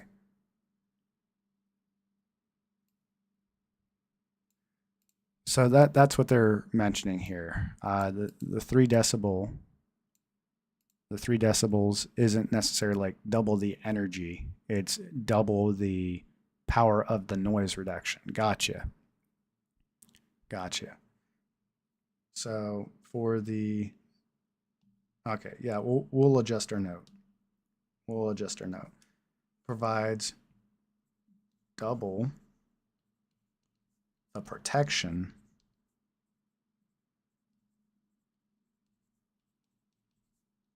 of near end crosstalk. Because at the end of the cable, it's not really shielded or protected, right? So that makes sense to me. So double the power, quote unquote, actually just means you have 2 times the noise reduction if you use that connector, that specific type of connector. So it can support up to 10 gigabit base T, so 10 gigabit baseband twisted pairs. And if you get that special connector, you can double the effect of the end of the line, which would be the end of the line like this. You can double the effects of, or you can double the protection of your near end crosstalk down here. Okay, so going to Cat 7.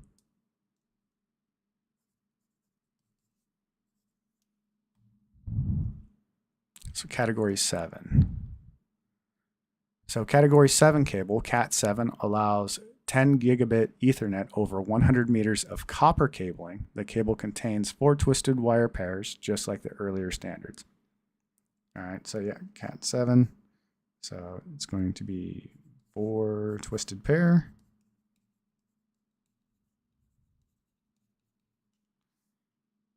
And then we have 10 gigabit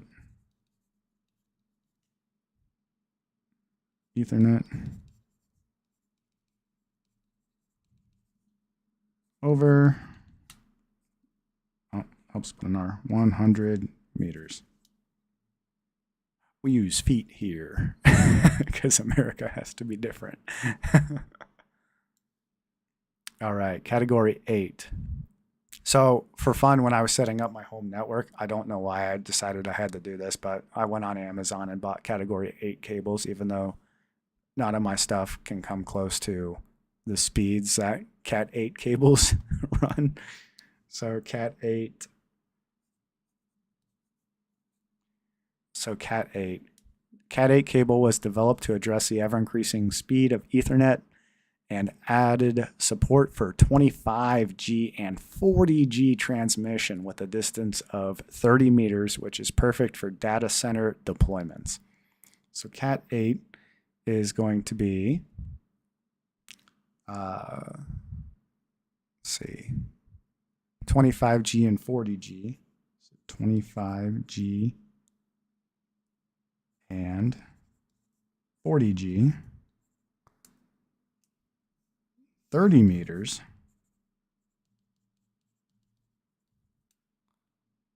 All right, connecting UTP. So BNC connectors won't fit very well on UTP cable, so you need to use a registered jack, RJ connector. So RJ, and we'll add that to our note here too. So RJ is registered jack connector. I'll put the study guide back over here for a little bit. Actually, no. Now we'll bring it up because it has the difference of RJ11 and RJ45 here. So BNC connectors won't fit very well on UTP cables, so you need to use a registered jack connector, which you're familiar with because most telephone companies connect with them.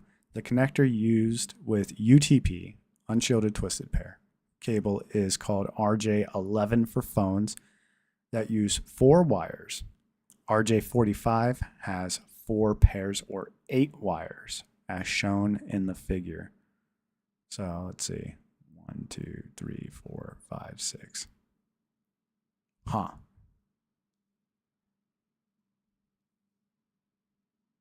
Use 4 wires. Okay. So RJ11 versus RJ45. So RJ11. So RJ11 is used for phones.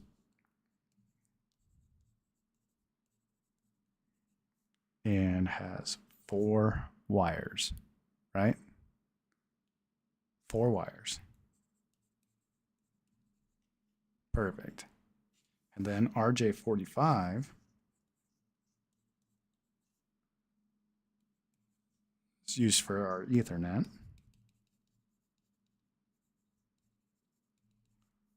Has 4 pairs,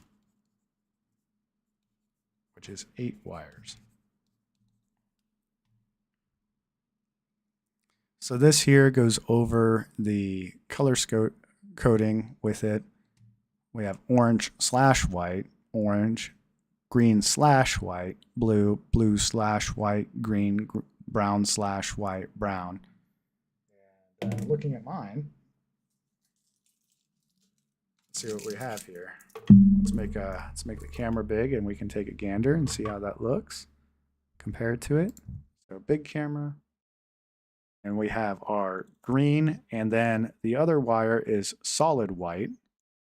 Then we have blue, and the other wire is solid white. Then we have brown, the other wire is solid white. And then we have orange, and the other wire is solid white. And then lastly, we have the drain wire.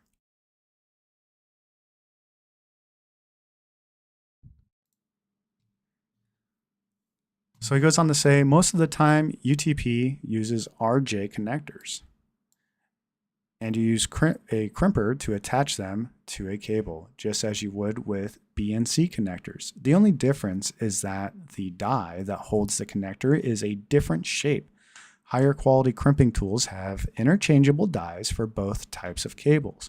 We don't use RJ11 for local area networks, but we do use them for our home digital subscriber line or DSL connections. So we'll throw that in there too. DSL is digital subscriber line. So DSL, digital subscriber line. All right, perfect. And then we have a note, RJ11 uses 2 wire pairs and RJ45 uses 4 wire pairs. There's only one type of copper connector called the RJ48C, which looks exactly like an RJ45 connector. This plug is very similar to the RJ45 in that it has 4 wire pairs, but they are wired differently and used for different circumstances. RJ45 is mainly used in LANs with short distances, typically up to 100 meters, where RJ48C, remember RJ is registered jack, 48C wiring type would be used with a T1 connection, which is a long distance wide area network or WAN. In addition, to protect the signal in an RJ48C, the wires are typically shielded, whereas RJ45 uses unshielded wiring. And then we have Category 5E cabling tips. Since you want data rates faster than 10 megabits per second over UTP, unshielded twisted pair, ensure that all components are rated to deliver this and can be really and be really careful when handling all components. If you yank on Cat5e cable, it will stretch the number of twists inside the jacket, rendering the Cat5e label on the outside of the cable invalid. Also, be certain to connect and test all 4 pairs of wire. Although today's wiring generally uses only 2 pairs, or 4 wires, the standard for gigabit Ethernet over UTP requires that all 4 pairs, 8 wires, be in good condition. Also be aware that a true Cat5e cabling system uses rated components from end to end, patch cables from workstations to wall panel, cable from wall panel to patch panel, and patch cables from patch panel to hub. So, if any components are missing, or if the lengths don't match the Category 5E specifications, you just don't have a Category 5E cabling installation. And certify that the entire installation is Category 5E compliant.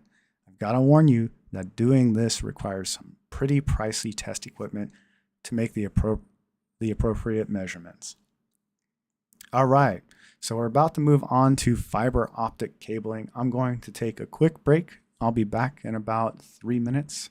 So I'll see you guys in just a bit. Like I said, about 3 minutes, maybe less.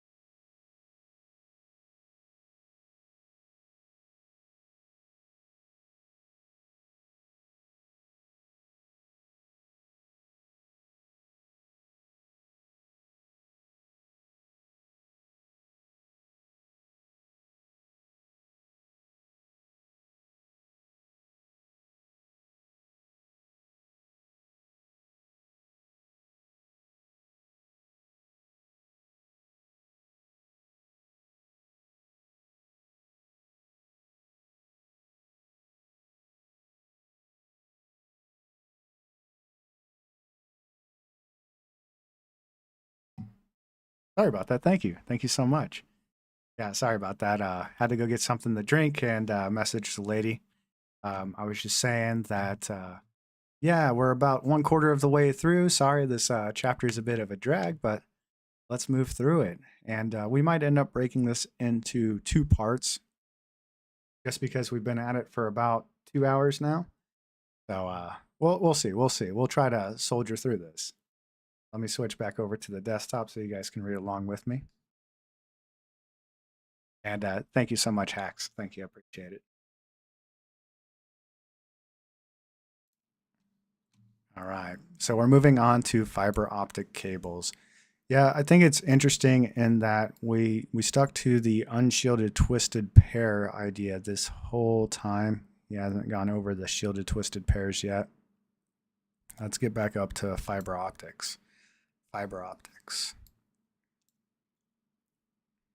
Grab another drink real quick. Throat gets a little parched when you're reading so much. All right. Because fiber optic cable transmits digital signals using light impulses rather than electricity, it's immune to electromagnetic interference and radio frequency interference. Anyone who sees a network network's UTP cable run down an elevator shaft would definitely appreciate this fiber feature.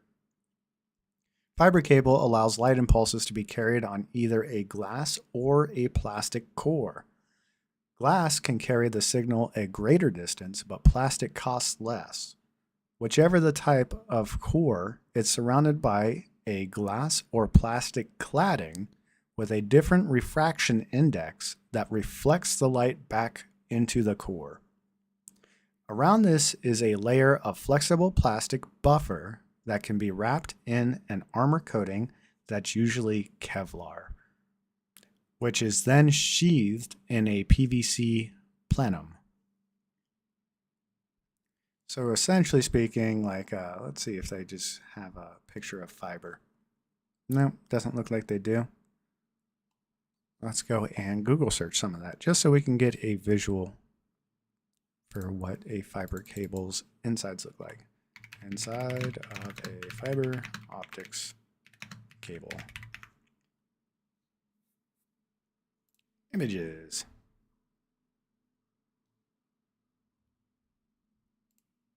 I think that's a good one. Yeah.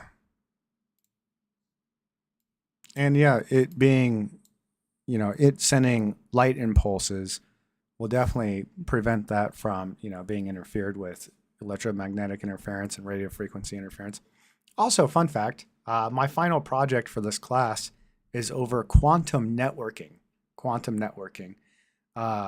Have not done a lot of research on it, but I was watching a video on it. I just thought it was super cool. So in essence, the theory behind it, which they were successful with it, is that you start off with a fiber optic cable. I'm better at showing pictures. Let's draw pictures. So if you have building A, right? So this is building A, and then you have building B. So this is as far as I understand. You can also do your own research, but you would use a fiber optic cable to go from A to B, right? And essentially speaking, what you're going to end up doing is you're going to create the quantum tunnel from your sending station at A to your receiving station at B. And you need to start off with a fiber optics cable in order to create the quantum tunnel. But after that, what you're really trying to do is connect a space with another space on a quantum level so that later when you send a transmission, it goes through space, like the fabric of space-time, instead of having to travel a line that can be interfered with. The other thing too is it uses photons, and that'll work on increasing your security in essence, because if somebody goes to interact with the photon, it changes the state of the photon, and the receiver will be able to tell if anybody has, sniffed your data. So yeah, funny aside with fiber optics, since we got there. I'll let you guys know for sure though, once I do a lot more research into the project and at least get a little bit more knowledgeable. But thus far, like watching the info through like some YouTube videos on quantum networking, it was really fascinating. Highly recommend it. At least if you're nerding out about stuff like that. All right, but yeah, this is our example of fiber optics. We can see that we have the glass or plastic core. Then there's a sheathing on the outside that's going to help reflect the light back inside of it. And then outside of that, it's coated yet again. And then you have that final protective layer on the outside. Cool. All right, let me find my notebook. Where'd that go? Where'd our study guide go? Did I close it down? There you are. You're hiding. And what we're using on the side, Word document. Perfect. So there we are. The cable itself comes in either single mode fiber, SMF, or multi-mode fiber. The difference between them is the number of light rays, or the number of signals, they can carry. Multi-mode fiber is most often used for shorter distance applications, and single mode fiber for spanning longer distances. So we have our acronyms. Let's add that to the acronym list. So we have SMF, which is single mode fiber. And then we have MMF, which is multi-mode fiber. And so the difference between them is the number of light rays or the number of signals they can carry. So yeah, let's go back and draw a picture to kind of outline that. So, and luckily I have, oh, let's get the pen. All right, so I just drew some filters. That's all I did. I drew filters. And we're going to draw our laser. We have a laser here, and we have a laser here. And then we're going to have a laser here and a laser here. All right, so go back down, you. So let's just say, I mean, these are lasers and receivers. It can do both. It can send and receive.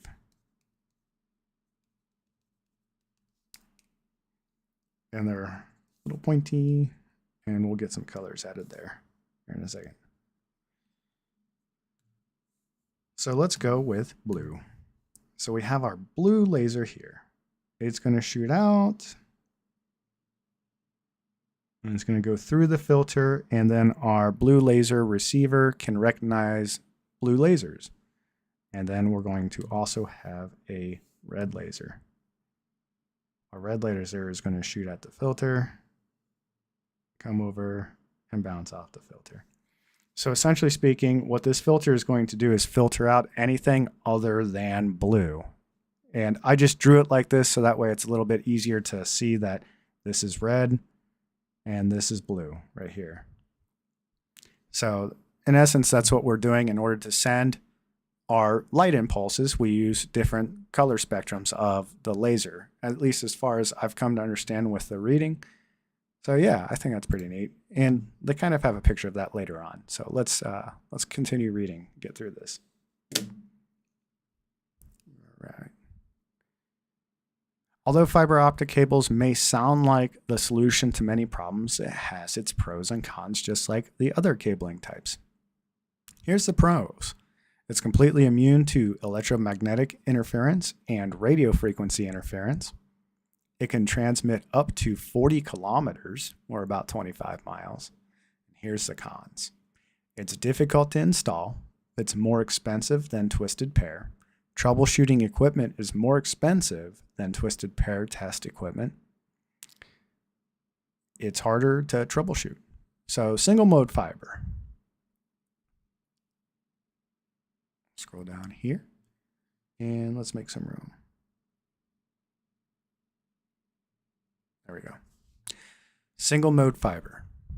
So single mode fiber optic cable, or SMF, is a very high speed, long distance media that consists of a single strand, or sometimes two strands, of glass fiber that carries the signal. Light emitting diodes, or LEDs, and lasers are the light sources used with single mode fiber. The light source is transmitted from end to end and pulses to create communication. This is the type of fiber cable employed to span really long distances because it can transmit data 50 times farther than multi-mode fiber at a faster rate. Clearly, because the transmission media is glass, the installation of single-mode fiber can be a bit tricky. Yes, there are outer layers protecting the glass core, but the cable still shouldn't be crimped or pinched around any tight corners. All right, so that's our single mode fiber, which is one type of light, one cable, long distance. And we can type that down. So we have let's not use red.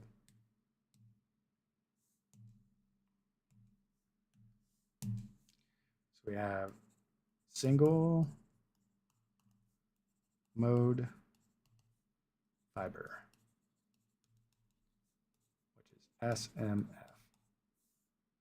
So one type of, we'll just call it light source, either laser or LED, one type of light source. And one single, what's the word? Strand. Sometimes two. All right. Yeah, I've been dying for them to install fiber here. Like, oh goodness, the upload speeds. What color of light goes inside the fiber cable? Yeah, let's look and see. Let's look and see. Let's do the Google. All I know is that they can use lasers and LEDs. It might contain that information a little bit later if we go. Let's just look ahead. We'll cheat real quick.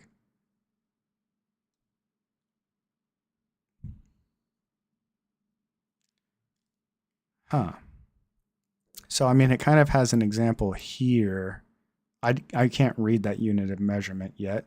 So let's just, let's go and just research it ourselves real quick. So let's go to the Google and close out of that.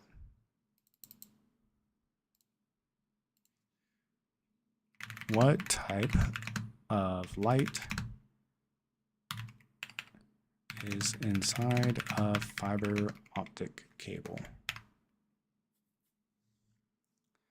So fiber optic cables use infrared light, which is invisible to the human eye, generated by lasers or LEDs to transmit data, operating primarily at wavelengths of 850 nanometers, 1300 nanometers, or 1550 nanometers.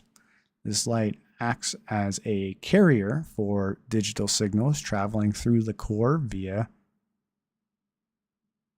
link I'm not going to click on because I see it's linked to Reddit, maybe. All right, the type of light. Infrared light is used because it has lower attenuation or less signal loss in glass compared to visible light. The light sources are either lasers used for high-speed, long-distance communication, so single-mode fiber. LEDs or light-emitting diodes are used for shorter distance, such as in local area networks, which would be multi-mode fiber. So operating principles, the light is sent in pulses to represent binary code, zeros and ones. Yeah. So that's an interesting thing as well. And maybe we look into that a little bit too. So I know that ones and zeros, when we transmit via Ethernet, are all about the variation in the voltage, right? It is really a matter of from 0 to a certain point that represents 0. And then from that certain point up represents a 1. So that'd be an interesting thing in regards to how data is transferred via fiber. Is a matter of like you can either be sending light or not sending light, but I think the principles still apply to where you have to synchronize your clocks first. And when you have, as we mentioned in the last video, when you have that three-way handshake of SYN, SYN-ACK, and then SYN, when that SYN-ACK comes through, that's where you set up the rules for the communication. Your clocks sync. You agree on the amount of data being transmitted in a given time. So maybe that's how they go about setting it up. is a matter of like they synchronize the clocks, and then those pulses of light they can recognize like, hey, this is how long the pulses of light last to represent ones, and then when there is no pulse of light, that can represent the zeros because our clocks are synced. We'll see. Does that make sense? I think that makes sense. All right. So the answer to your question, Hacks, is infrared light. That's the color, essentially speaking, that they do. And infrared, let's see where that lines on the light spectrum. So we'll go to Google, infrared light.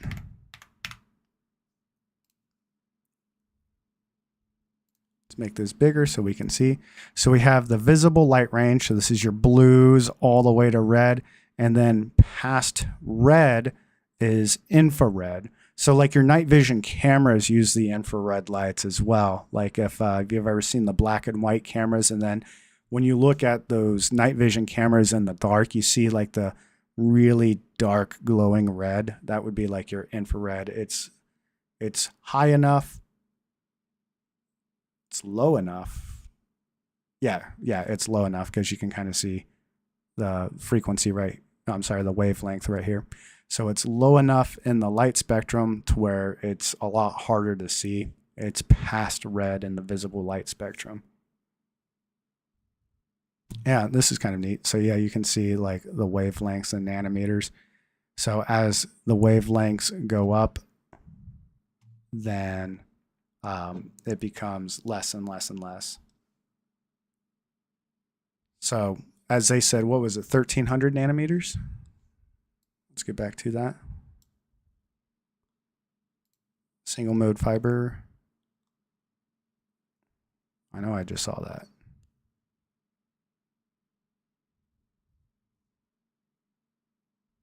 Let's find it.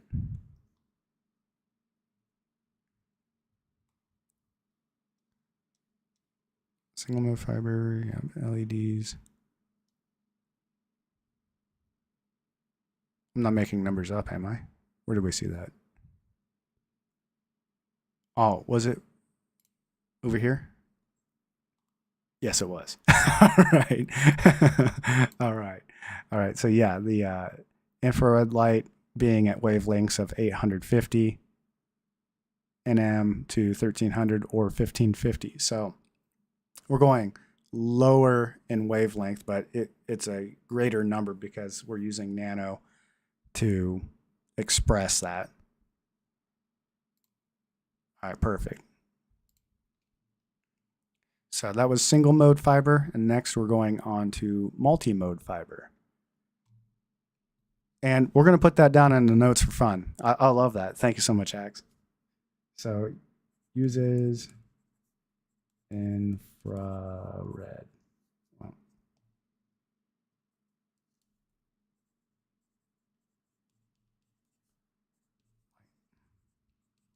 Because it works better in glass and plastic than visible light. Okay, multi-mode fiber. I have another sip.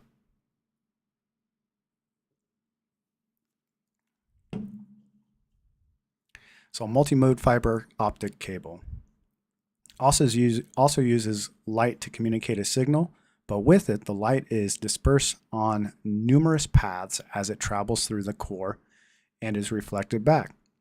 A special material called cladding is used to line the cores and focus the light back onto it. Multi-mode fiber provides high bandwidth at high speeds over medium distance up to about 3,000 feet. But beyond that, it can really be inconsistent. This is why multi-mode fiber is often used within a smaller area of a building. Single-mode fiber can be used between buildings. Multi-mode fiber is available in glass or in a plastic version that makes installation a lot easier and increases the installation's flexibility. Fiber specifications are covered in great detail in Chapter 4. Okay, so we'll get into more details on fiber in Chapter 4. So APC versus UPC. So the choice between angled physical contact and ultra physical contact, we'll put that down, can make a pretty big difference on how your network will perform. So let's put that in our notebook right here. So when I first went through this the first time a few weeks ago, I was kind of lost in the sauce on this one. So we're going to do some research together. That's why I really love doing this on YouTube with you guys, because I don't feel rushed. When you're cranking out the college work, you feel rushed. Like, oh, I got to get the reading done. So angled physical contact. And then UPC, which is ultra physical contact. Who doesn't like ultra physical contact?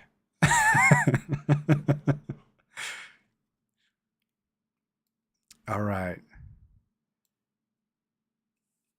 So we have, the ultra polished connector looks like what you'd expect to find in a fiber optic end.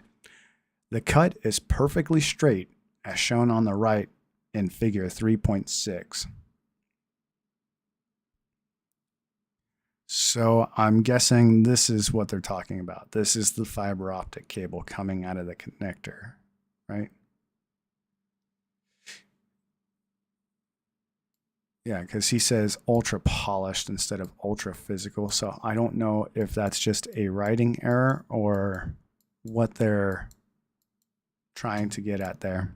And I'm guessing here is the fiber optic cable. The angled polished connector looks like the one on the left in figure 3.6. Notice the perfectly cut angle, which seems odd, but there's a reason for this, and it's a good one. I'm guessing this is the angle they're talking about, the angle being here doesn't make sense to me, if that's what they're talking about. See, this just seems like the female part of the connector, the APC connector, that's the female part, and this is the male part that clips into the female part. And I kind of don't know what's going on here. So let's go and search it up. UPC versus APC. APC, fiber connectors. Images. Let's take a gander.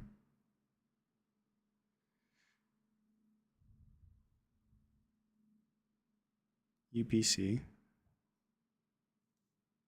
which stands for,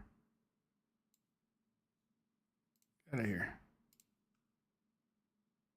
UPC stands for ultra physical contact, right?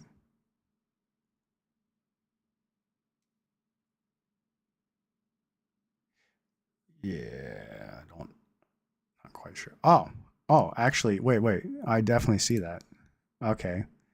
So yeah, it's definitely angled at the end of the connector. Let's see. Let's get that full screen. Let's make that big for you guys. Zoom in on that. You see that? You see how the tip of that fiber is angled? Okay, that's making sense. Whereas this one is flat. That's completely flat. Well, maybe there's a tiny bit of an angle, but it's not as drastic as that. So this is the ultra physical connector, which is flat to flat, and then this is angled. Like, it doesn't look like it's just one side that's angled. It looks like the entire thing is kind of pointed. And this one is completely flat. Okay.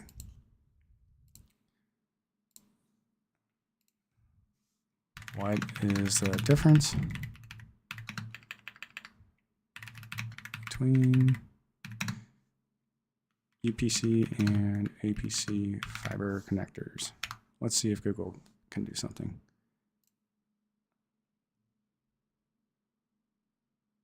That picture doesn't do crap. So it's flat with a slight curvature and blue, while APC features an 8-degree angle and green color. APC provides lower back reflection, less than -60 decibels for sensitivity high-speed video networks, while UPC is better for general cost-effective data systems. Okay, that makes a little bit of sense. I like it. All right, let's get this out of the way. Let's see. Where do we leave off? With the UPC, or the ultra physical contact, let's actually double check to make sure he's not messing with us with regards to the acronym. What does... Oh, no, he is right. Ultra physical contact and angled physical contact. Okay. Yeah, he threw in the word polished, so I was like, ooh, I don't like that. With the ultra physical contact, the light is reflected back down to the core of the fiber cable, which causes a lot of decibels, called a return loss, because the angled connector causes the light to reflect back into the cladding, the thick sides of the glass instead of the core. But the angled physical contact doesn't cause nearly as much dB loss when using this type of connector. Very cool design indeed. So the angled connector is better at keeping our signal the way it is, and we lose less of it. That's cool. All right, our fiber optic connectors. A whole bunch of different types of connectors are available to use with fiber optic cables, but the two most popular are straight tip and the subscriber or square connector, SC. The straight tip fiber optic connector, developed by AT&T, is one of the most widely used fiber optic connectors. It uses a BNC attachment mechanism similar to the thin net. Yeah, the BNC attachment, like the way I see is like there's a prong that sticks out of one of our guys here. And so it goes into this groove, and then it can lock in place in the other. All right, that's what the BNC attachment does versus like screwing together or pushing and clipping together with plastic. Like BNC connectors look pretty legit. All right.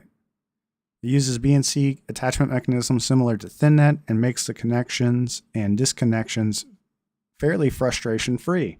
In fact, this is the feature that makes this connector so popular.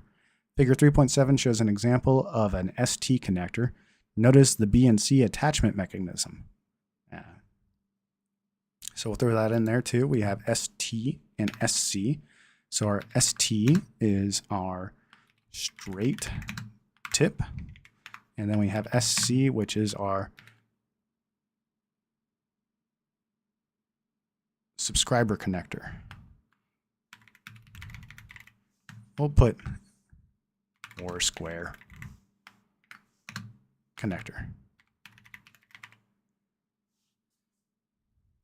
All right. So this is an example of an ST or a straight tip. So the SC connector is another type of fiber optic connector, as you can see in figure 3.8. Let's take a little looky look. Yeah, that's pretty square. Awesome. Square subscriber connector or square connector are latched. A mechanism holds the connector in securely and prevents it from falling out. And let's get you back to being organized. There we go. So this is our square connector or subscriber connector, right? Subscriber connector. Subscriber connector. Square connector, subscriber connector. And we'll zoom back up so we can see that a little bit. Subscriber connector connections work with both single mode and multi-mode optical fibers and will last for around 1,000 matings. That's actually quite a bit because that looks like plastic. So 1,000 times of it getting clicked together, that's a lot. Another type of connector I want to mention is the FC connector. Although not covered in the exam objectives, it's important to know for foundation or field assembly connector. So we'll put that down just for fun because we're here to be nerds. We're not here just to pass the exam. So the FC, which is the field assembly connector, also known as the ferrule connector.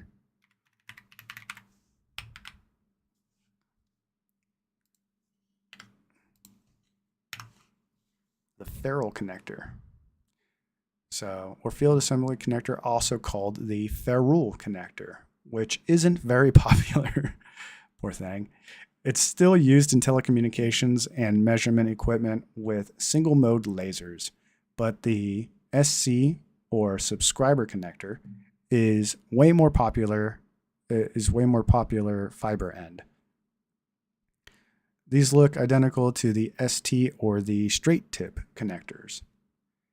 You can also get a fiber coupler in order to connect on straight tip to a subscriber connector, for example, but you will lose a lot of your power, or dB, if you do so. All right. Fiber distribution panel, or FDPs.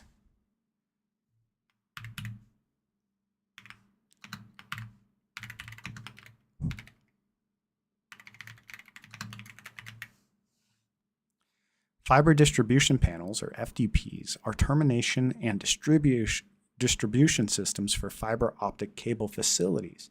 They consist of a cable management tray and a splice drawer. They are designed for central offices, remote offices, and LANs, local area networks, using fiber optic facilities. So fiber optic transceivers. Where are we at in this?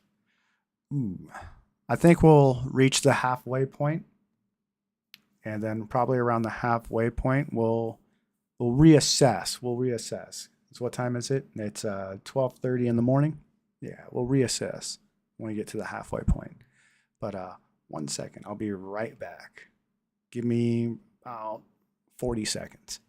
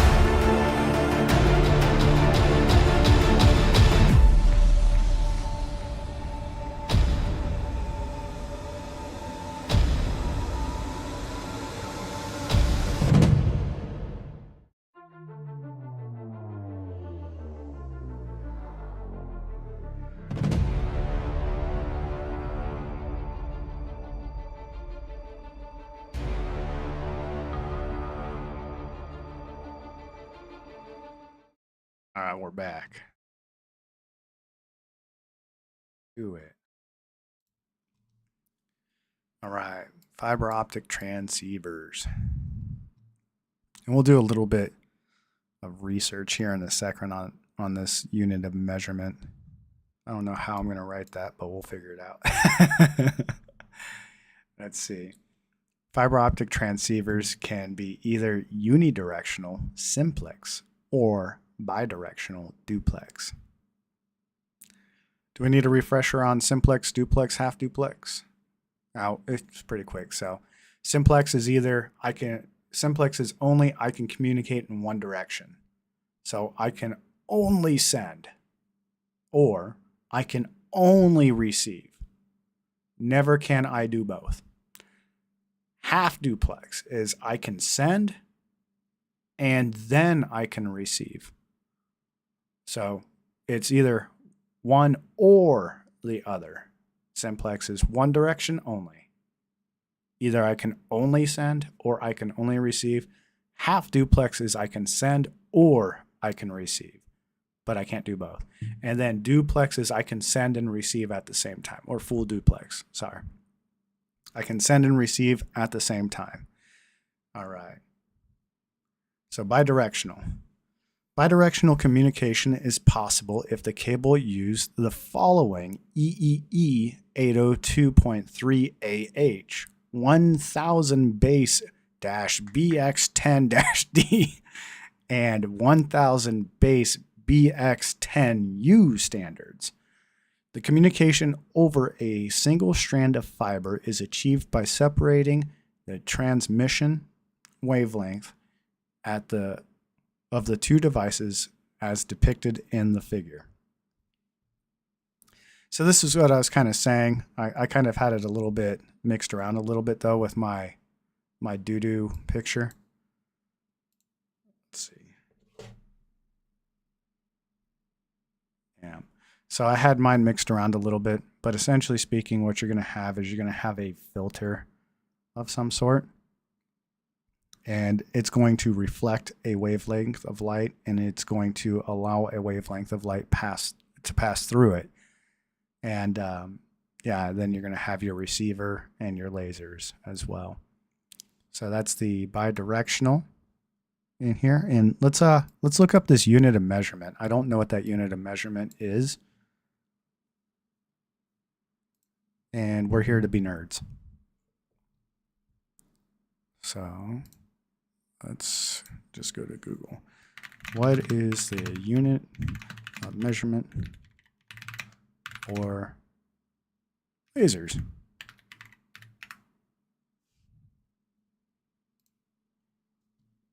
It doesn't seem right.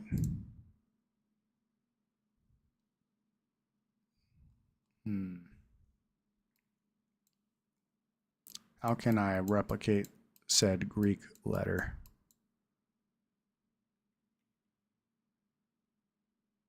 Anybody else know? No? Yes? Maybe? Okay. With the Greek letter.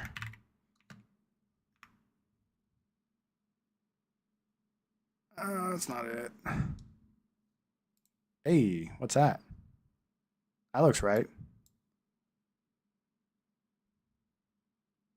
Micrometers? Micrometers.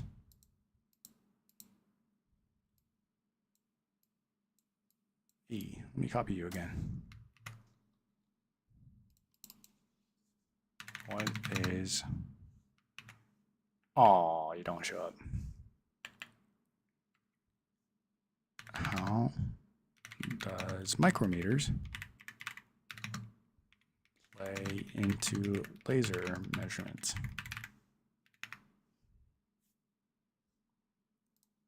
Okay.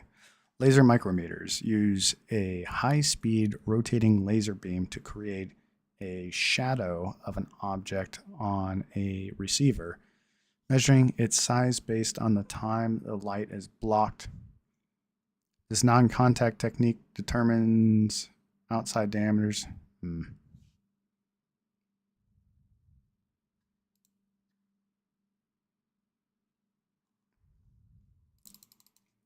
No, I don't like that. How to measure a laser in micrometers.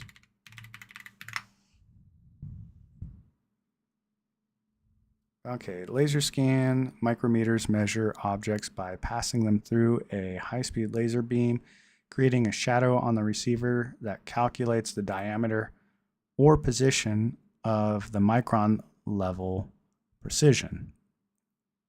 These non-contact systems measure widths and gaps by scanning at over 1,500 times per second, providing instantaneous readings. They are ideal for measuring the outer diameter or the distance between objects.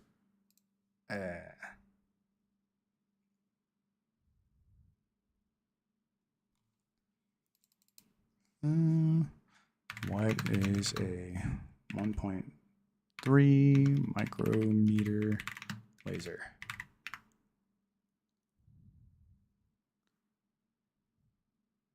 Hey, that's looking right. Oh, so that's just okay. That's just telling us the wavelength of the laser, or the color, if you would. That's just telling us that. Got you. All right, that makes sense. Perfect. So 1.3 micrometers is the wavelength of the laser in the infrared light spectrum, which is 1300 nanometers. That's what we were looking at earlier. All right, sweet. That makes a lot more sense to me. All right, perfect. Let's go ahead and minimize you back down for now. So yeah, this, once again, going back, this is our bidirectional or duplex connection of a fiber cable. There's a filter, it looks like, on each side, and it'll allow us to reflect a certain size or wavelength of laser to a different receiver, and then it'll also allow a certain wavelength of laser to pass through. So we have, essentially speaking, our red laser that's passing through the filter and then reflecting off a filter. And then we have our blue laser, which passes through, then reflects off the filter. All right, small form factor fiber optic connectors. Another cool fiber optic connector is the small form factor, or SFF connector, which allows more fiber optic terminations in the same amount of space than its standard size counterparts. The two most popular versions are mechanical transfer registered jack, MTRJ, MT-RJ or MTRJ, designed by AMP, and the local connector LC by Lucent. So let's put that in our acronym book while we're at it. So we have our SFF, which is our small form factor connector.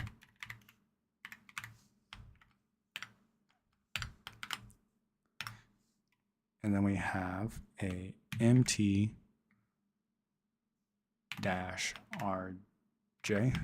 and we'll just put MT-RJ, which is our mechanical transfer registered jack. And then we have LC, which is local connector. Should I use copper or fiber? If your data runs are measured in miles, fiber optic is your cable of choice because copper just can't give you more than about 1,500 feet without electronics regenerating the signal. The standard limit unshielded twistor pair is to a pathetic 328 feet. Another good reason to opt for fiber is if you require high security because it doesn't create a readable magnetic field. Although fiber optic technology was initially super expensive and nasty to work with, it's now commonly used for gigabit 10 GB or 40 GB internet backbones. Ethernet running at 10 megabits per second over fiber optic cable to the desktop is designated 10 base FL. The 100 megabit per second version of this implementation is 100 base FX. The L in the 10 megabit per second version stands for link. Other designations are B for backbone and P for passive. So we'll put that in here and then we'll say fiber. So let's see. L is link, B is backbone, and P is passive. All right.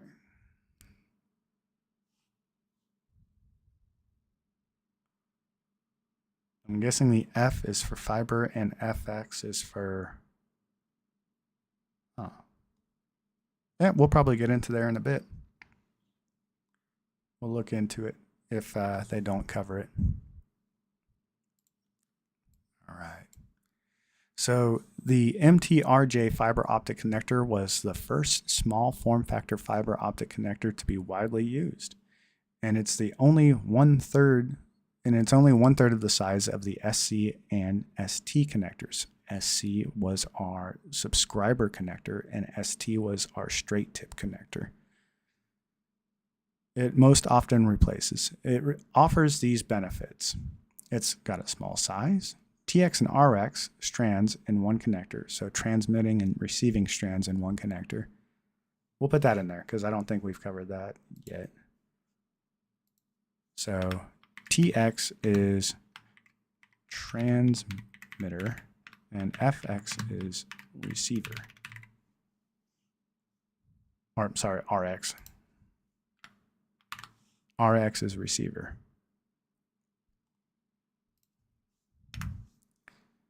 It's keyed for single polarity, pre-terminated ends that require no polishing or epoxy, easy to use. So we have a figure that's going to show us. Yeah, that looks like it's super easy to install for sure. LC is a newer style of what's FF? Small form factor fiber optic connector that's pulling ahead of the MTRJ, which is the mechanical transfer register jack. It's especially popular for use with the fiber channel adapters, or FCs, and is a standard. It is a standard used for fast storage area networks and gigabit Ethernet adapters. And then we have a figure that depicts an example of an LC adapter or a local connector. But we'll also tap in and get the FC, which is the Fibry channel adapters.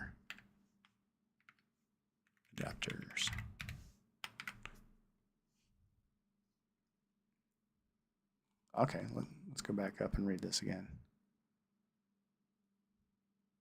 So yeah, this is used for fast storage area networks and gigabit Ethernet adapters. And this is the LC connector here. Yeah, it looks a little bit beefier. We have two larger fiber ends, for sure.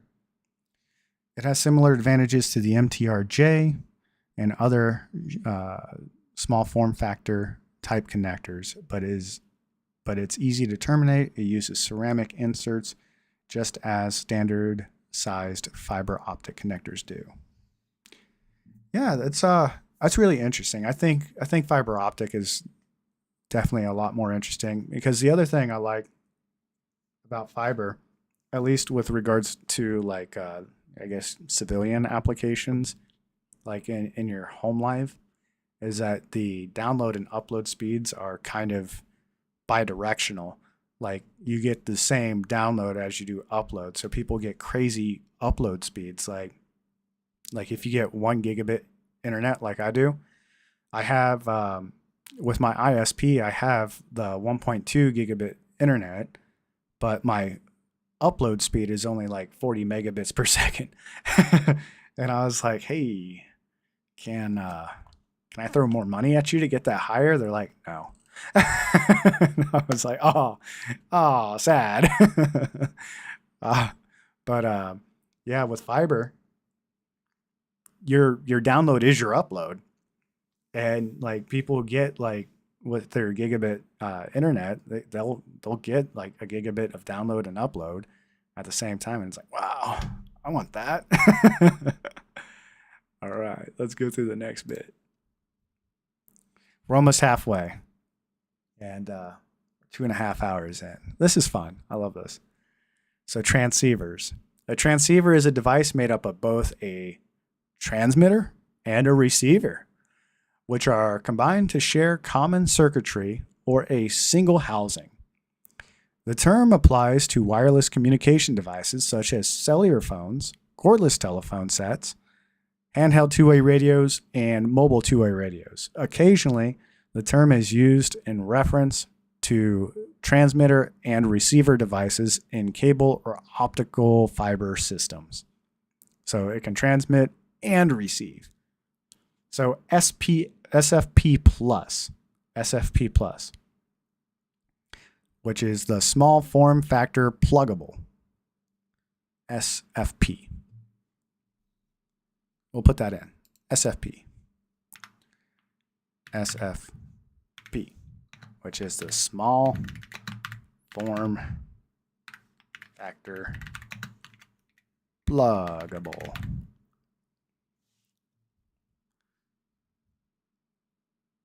Is a compact pluggable optical module transceiver used for both telecommunication and data communication applications. The enhanced small form factor pluggable, which is the SFP plus transceiver, is an enhanced version of the SFP that supports data rates up to 16 gigabit per second. That's pretty fast. That's awesome. QSFP, the quad small form factor pluggable, which is QSFP, which is quad small form factor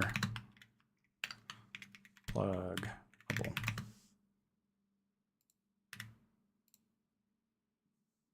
The quad small form factor pluggable is another compact, hot pluggable transceiver used for data communication applications. It interfaces networking hardware, such as servers and switches, to a fiber optic cable or active or passive electrical copper connection.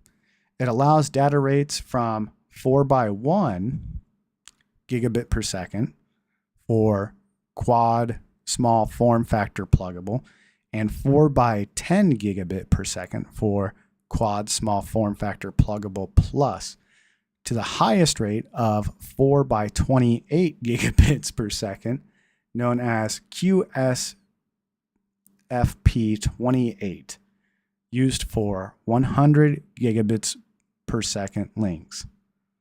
That's pretty wild.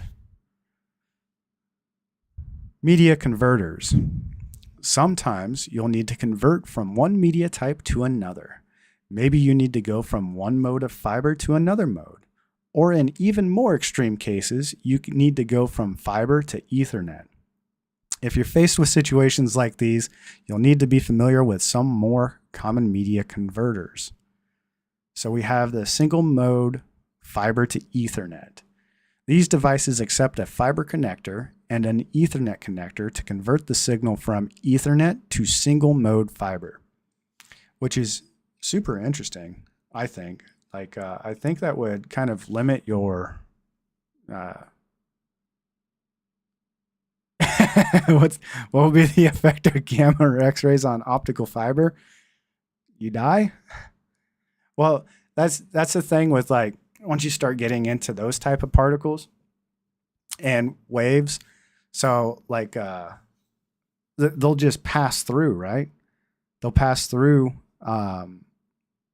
the media itself, because like gamma rays and X-rays, like it's such a short wavelength that I think it'll pass through, me personally. Because I mean, think about in real life, right? When you get X-rayed at the doctors,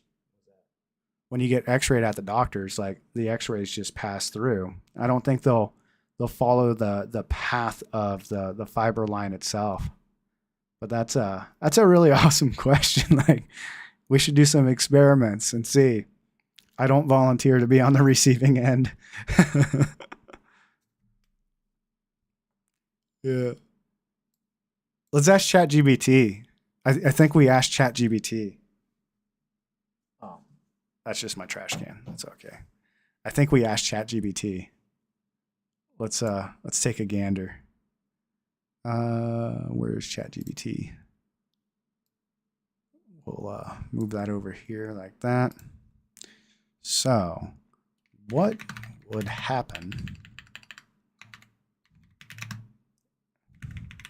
if I were to send X-rays through a fiber optic cable?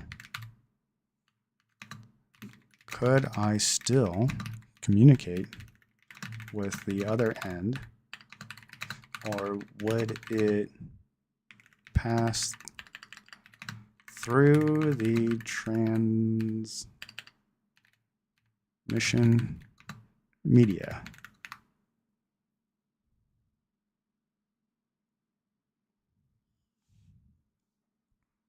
So let's see. Short answer, it wouldn't work for communication, and most of the X-rays would just pass through or get absorbed in the wrong way. Fiber optics are designed for visible/infrared light. Fiber optic cables rely on the principle called total inertial reflection. This works because the glass core and cladding are engineered for specific wavelengths, usually infrared light, which is 850 to 1550 nanometers. The reflective index difference keeps that light bouncing down the cable. X-rays behave very differently. X-rays have much shorter wavelength and much higher energy. Because of that, they don't reflect efficiently inside a glass the way that optical signals do. The infrared index of materials for X-rays is 1, almost like air. So total inertial reflection basically doesn't happen. What happens in this case? If you shoot X-rays into fiber, a portion would pass straight through the material, barely interacting. Some would be absorbed and converted to heat or secondary radiation. Very little, if any, would be guided down the cable. So instead of a clean signal traveling down the fiber, you'd get signal loss almost immediately. Could you still communicate? Not in any particular practical sense. Yeah, that's a good question. Detectors on the other end wouldn't receive a coherent signal. You'd basically lose the transmission within a tiny distance. Are there systems that guide X-rays? Yes, but they're very specialized. X-ray wave guides or grazing incident mirrors use things like synchrotron setups. They rely on shallow angle reflections, not fiber style transmissions. Okay, so that's with X-rays. And then once we go higher in frequency, if you would, we get to gamma rays, which, you know, it's going to just get worse and you're going to die. What if I switched to gamma rays? Could we talk to the Hulk?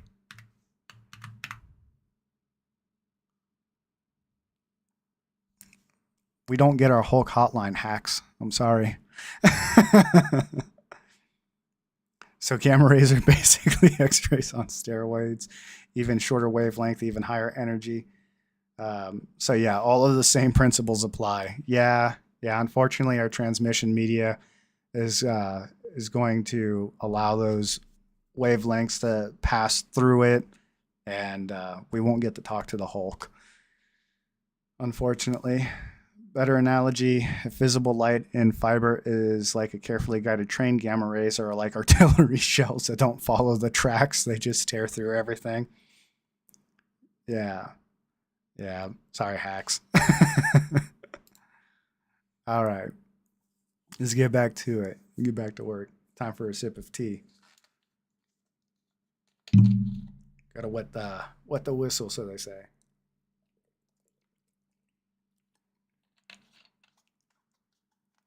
Media converters. So we read through that part, and we have the single mode fiber to Ethernet. Yeah, hacks. Let's get our gamma ray fiber optic cable going. Like, that'll be a thing. We can talk to Chernobyl. So single mode fiber to Ethernet.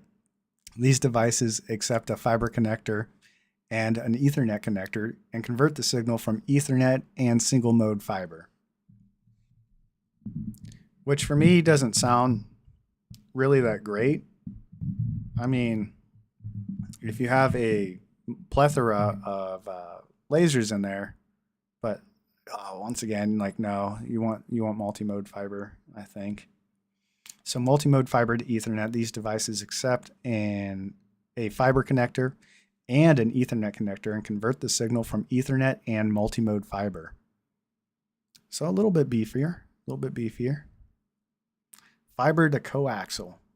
These devices accept a fiber connector and a coaxial connector and convert digital signals from optical to coax. These just look old and wonky. They look like something you'd see in the 90s. Single mode to multi-mode fiber. These devices accept a single mode fiber connector and a multi-mode fiber connector and convert the signals between the two. Yeah. Serial cables. Actually, the pictures are helping us get through this a little bit quicker. Except for multi-mode fiber, all the cable varieties I've talked about so far are considered serial cable types. In network communication, serial means that one bit after another is sent out onto the wire or fiber and interpreted by a network card or other type of interface on the other end. Each 1 or 0 is read separately and then combined with others to form data. This is very different from parallel communication, where bits are sent in groups and have to be read together to make sense of the message they represent. A good example of parallel cable is an old printer cable, which has been replaced by USB, as I'll get to in a minute. Oh, we're talking about the old stuff now. RS, or Recommended Standard 232, was a cable standard commonly used for serial data signals connecting the DTE and DCE, such as computer serial ports, to an external modem. And then we have a figure that shows one of the many types of RS-232 cables. Normally connect to a connector on a device called the DB9. So because laptops don't even come with these types of connectors anymore, they've pretty much been replaced by things like USB and USB-C. So yeah, these are pretty archaic. I think some of the computers at the place I work at still have this trash plugged into their monitors. They don't believe in HDMI. So DB25. Now here's a connector that's been around for a while. The D series of connectors was invented by ITT Canon in 1952. And the D was followed by A, B, C, D, or E, which described the shell size, and then the number of pins or sockets. DB25 tells us that there are 25 pins in a B-sized shell. RS-232 devices generally used the DB25 connector, but today we don't use the RS-232 or DB25, and we rarely use a DB9, which was used for Cisco console cables, but has mostly been replaced by USB. So now we're getting into our modern stuff, the USB, Universal Serial Bus. All right. Universal Serial Bus, or USB. We'll put that down because I think it's an important thing to know. USB, which is Universal Serial Bus, is now the built-in serial bus used on most motherboards. Usually get a maximum of 4 external USB interfaces, but add-on adapters can make that up to as many as 16 serial interfaces. USB can actually connect a maximum of 127 external devices, and it's a much more flexible peripheral bus than either serial or parallel. We use USB, or Universal Serial Bus, to connect printers, scanners, and a host of other input devices like keyboards, joysticks, and mice. When connecting USB peripherals, you get to connect them either directly to one of the USB ports on the PC or to a USB hub that is connected to one of the USB ports. You get a picture of this in the next figure. That is a USB port. And it looks like there's only 2 connectors in there. Well, let's take a gander at a USB port here at home. I only have one that supplies power here, and I have one on the front of my machine. But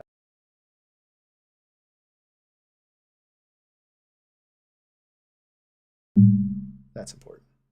Yeah, that was my mic. I don't want to unplug that. Actually, let me go back and make sure that I didn't mess that up. All right, sweet. We're good.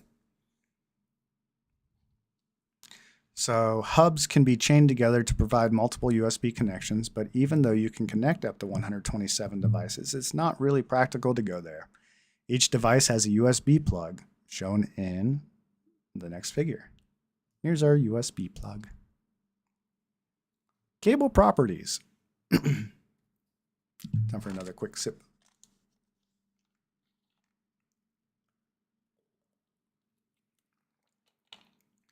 One of us needs to go and conduct an experiment to test the validity of being able to interconnect 127 USBs together. I want to see if that'll actually work. So we'd have to get like so many USB ports and then plug a multitude of USB ports into USB ports. And then at the far end, check and see if we have a mouse, if that'll actually work. I don't volunteer to buy 127 mice. So, yeah. But I'd be interested in checking the validity of that claim. Cable properties. The reason we use so many different types of cables in a network is that each type has its own set of properties that can specifically make it the best to use for a particular area or purpose. Different types vary in transmission speeds, distances, duplex, noise immunity, and frequency. We'll cover each of these in a bit. Transmission speeds. Based on the type of cable or fiber you choose and the network that it's installed in, network administrators can control the speed of a network to meet the network's traffic demands. Admins usually permit or would like to have transmission speeds up to 10 gigabits per second or higher on the core areas of their network that connect various network segments in the distribution and access areas where users can connect to switches. It's typically 100 megabits per second per connection, but transmission speeds are creeping up because the traffic demands is getting higher. Distance. The deciding factor used to choose what cable type to use often comes down to the topology of a network and the distance between its components. Some network technologies can run much faster than others without communication errors, but all network communication technologies are prone to attenuation, which is the degradation of a signal due to the medium itself and the distance signals have to travel. Some cable types suffer from attenuation more than others. For instance, any network using twisted pair cable should have a maximum segment length of only 328 feet or 100 meters.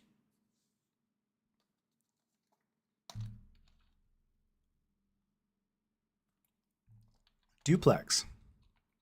All communications are either half duplex or full duplex. The difference is whether the communicating device can talk and listen at the same time. During half duplex communication, the device can either send communication or receive communication, but not both at the same time. Yeah, I like his example here of thinking like a walkie-talkie. Like you get on a walkie-talkie and you're talking to your brother, but like it's been such a long time since I've used walkie-talkies. When you press the button on the walkie-talkie, you turn off your speaker, and you can't hear anything on the anything the other side is saying. In full duplex communication, both devices can send and receive communication at the same time. This means that the effective throughput is doubled and communication is much more efficient. Full duplex is typical in most of today's switched networks. and we'll discuss more in Chapter 4. Yeah, that would kind of suck if you're on a phone call and your phone call was only half duplex, and it's like, yeah, if one person is just super long-winded. Noise immunity, security, EMI. So anytime electronics are pushed through two wires next to each other, a magnetic current is created, and we can create a current in the wires. This is good because without magnetic flux, we wouldn't be using computers. The power that surges through them as a result of it. The bad news is it also creates two communication issues. First, because the wire is creating a current based on the ones and zeros coursing through it, with the right tools in hand, people can read the message in the wire without cutting it or even removing the insulation. You've heard of this. It's called tapping the wire. And it's clearly a valid security concern. In ancient history, high security installations like the Pentagon actually encased communication wires in lead shielding to prevent them from being tapped. STP, or shielded twisted pair wires, make tapping a little harder, but not hard enough. The best way to solve magnetic flux problems caused by electricity is to not use these wires at all. As I said, fiber optic cables carry the signal as light on a glass or a really pure plastic strand. And light is not susceptible to magnetic flux, making fiber optics a whole lot harder to tap. Hey, hacks, if we used gamma rays, if somebody tried to tap our wires, they'd be having a bad day. So that's a thought. All right. It's still not impossible. You can do it at the equipment level, but you have to actually cut and then repair the cable to do that, which isn't likely to go unnoticed. The second magnetic flux issue comes from the outside in instead of from the inside out. Because wires can take on additional current if they're near any source of magnetism, you've got to be really careful when you run your cables. You can avoid electromagnetic interference by keeping copper cables away from all powerful magnetic sources such as electric motors, speakers, amplifiers, fluorescent light ballasts, and so on. Just keep them away from anything that can generate a magnetic field. Yeah, a really good example of this that I brought up earlier is think about like when you've sat at an office and you've had those really crappy speakers, right, that are just kind of plugged into the back of your computer. And then you get on your phone and then you hear it go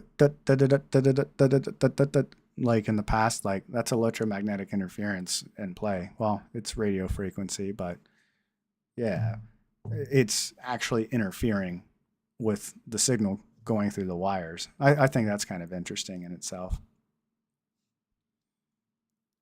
There we go. Frequency. Yeah, we're actually doing pretty good on this. We're more than halfway. And we're at 3 hours. Let's see. Yeah, we'll just keep cruising and see what happens. Each cable type has a specified maximum frequency that gives you the transmission bandwidth it can handle. Cat5e cable is tested to 100 megahertz maximum frequency and can run 1 gigabit per second signals for relatively short distances. That's maxing it out. But it's still good for connecting desktop hosts at high speeds. On the other hand, Cat6 is a 250 megahertz cable that can handle 1 gigabit per second data flow all day long with ease. Cat6 has a lot more twists and thicker cables, so it's best used when connecting floors of a building. However, be sure to check out Cat7 and Cat8, which is more of our future cabling.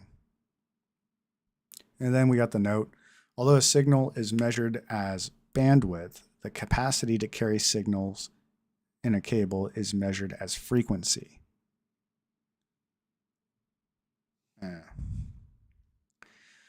So wiring standards. This is where I kind of get lost in the sauce.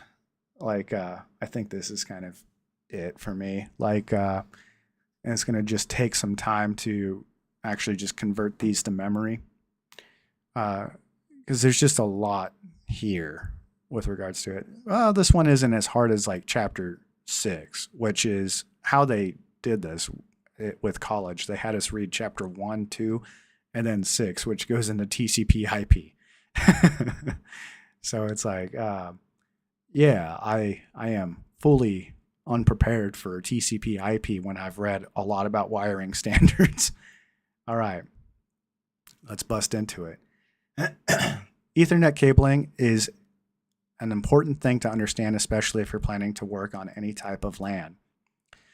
There are different types of wiring standards available. The T568 Alpha, T568 Bravo, straight through, crossover, rolled, or rollover. We'll look into each one of these and then we'll end the discussion with some examples.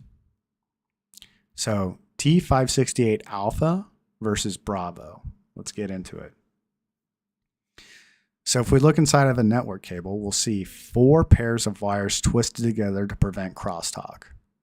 They're also twisted like this to help prevent electromagnetic interference and tapping. The same pins have been used on the same colors throughout a network to receive and transmit. But do you know how to decide which color wire goes with which pair? The good news is you don't have to decide. It's not, at least not completely. So there are 2 wiring standards that have surfaced and have been agreed upon by over 60 vendors, including AT&T, 3Com, and Cisco, although there isn't a 100% agreement.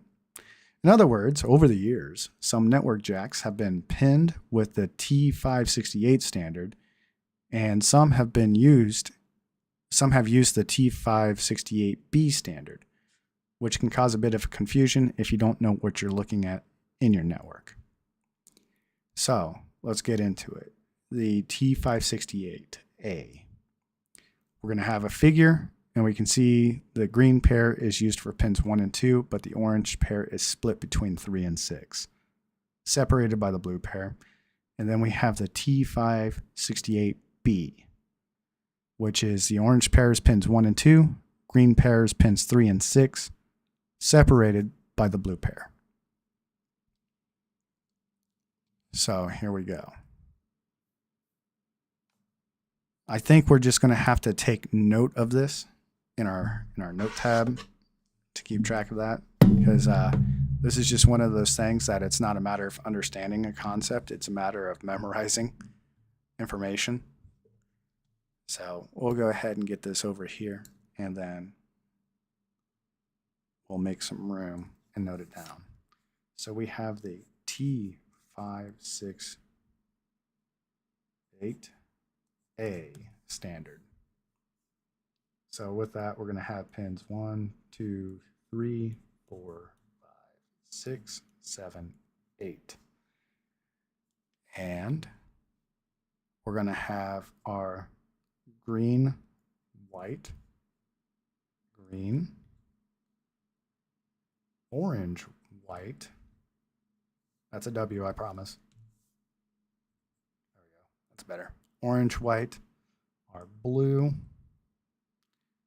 and then we're going to have our blue, white, we're going to have orange, we're going to have our brown, white, and we're going to have brown. And then we'll have T568 Bravo. We'll have pins 1, 2, 3, 4, 5, 6, 7, and 8. We're going to have green, white, green, orange, white. Wait. Now that's the same pin. Whoopsies. I was like, oh, that's looking familiar. Okay, sweet. So this is just end 1. This is end 2. Endpoint 1, endpoint 2.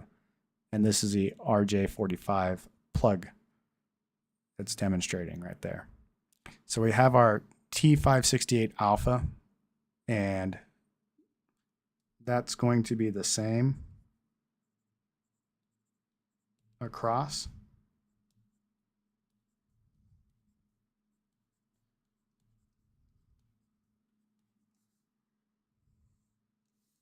And then we'll make our way through the T568 Bravo, which is going to be our orange, white, orange, green, white, blue, blue, white,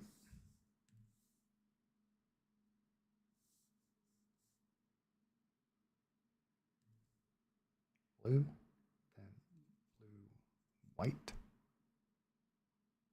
then our green, white. What am I messing up?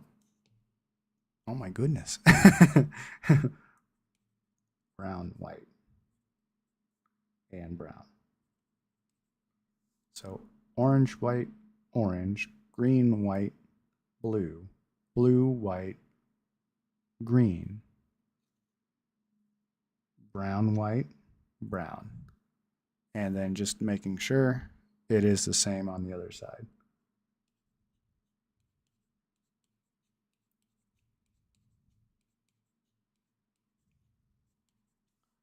Same. Perfect. So I'll move back up in case we need some more time to take some notes.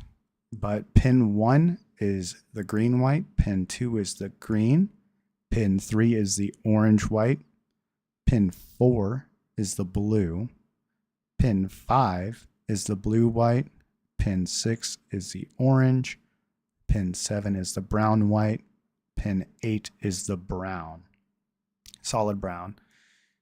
And I'm just assuming that with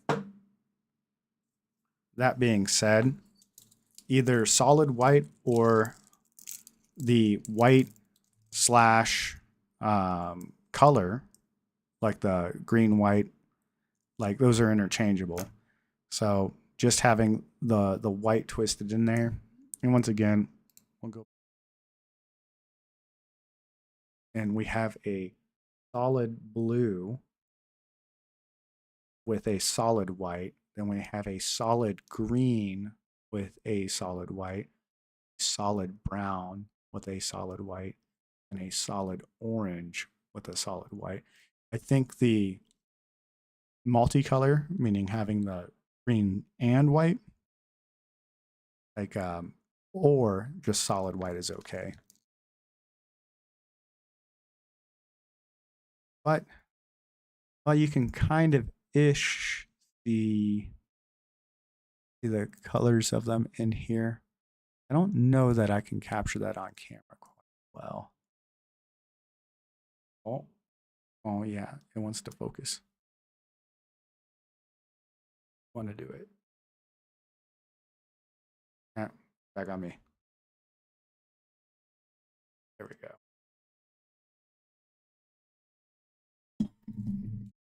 So let's see.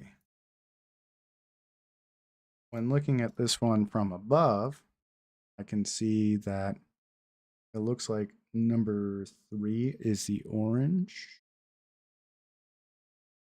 Really tell. I see white and I see orange and green's on the right. So maybe I'm looking at this upside down.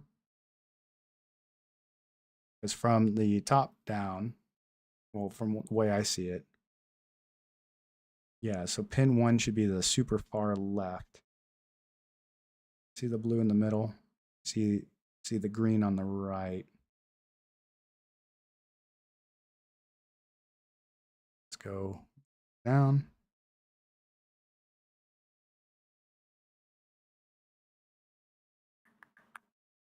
Yeah, I think this is a T568 Bravo. I think that's what this one is. Because I see the green, solid green on the right-hand side. Yeah, this one looks like the T568 Bravo, at least from what I can tell. because we have the orange on the far left, and then we have the green on the right. The solid green. We can see the solid green color, yeah. And then the solid orange. So the T568 Bravo is what we have here. I assume. Let's get back to it. Let's get back to the lesson.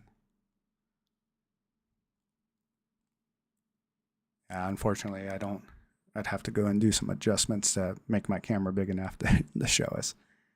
All right. Right? Sorry, hacks.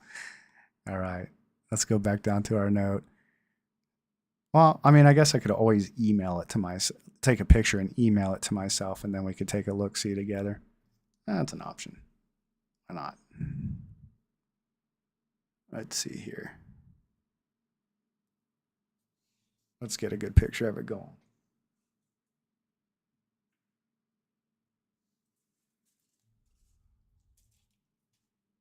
And we'll get the light going as well.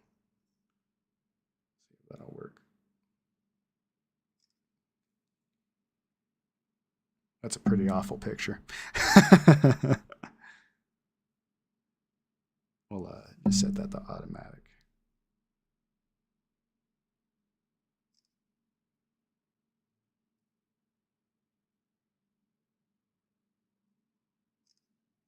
There we go.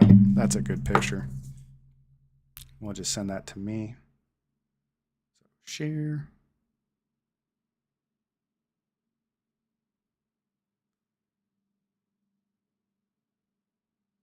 Let's go about sending it to email. We'll send. And then I'll get my email, pull it up off screen. Don't mind me. Don't want to expose myself like that. Should pop in here in a second, and then I'll pull it up on screen. Go into the sent.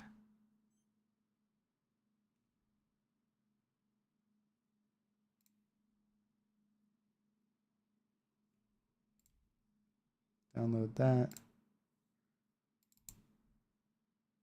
There we go. All right. Well, we can shrink this up a little bit. Get it off to the side. And then we'll zoom in.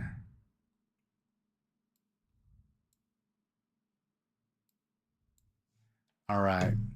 So we have this pulled up now.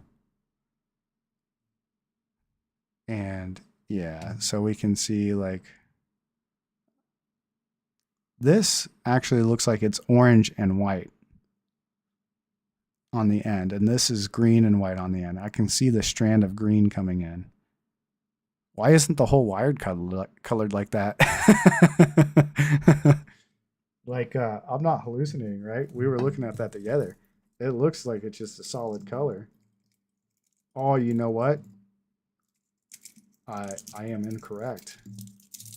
I am definitely incorrect.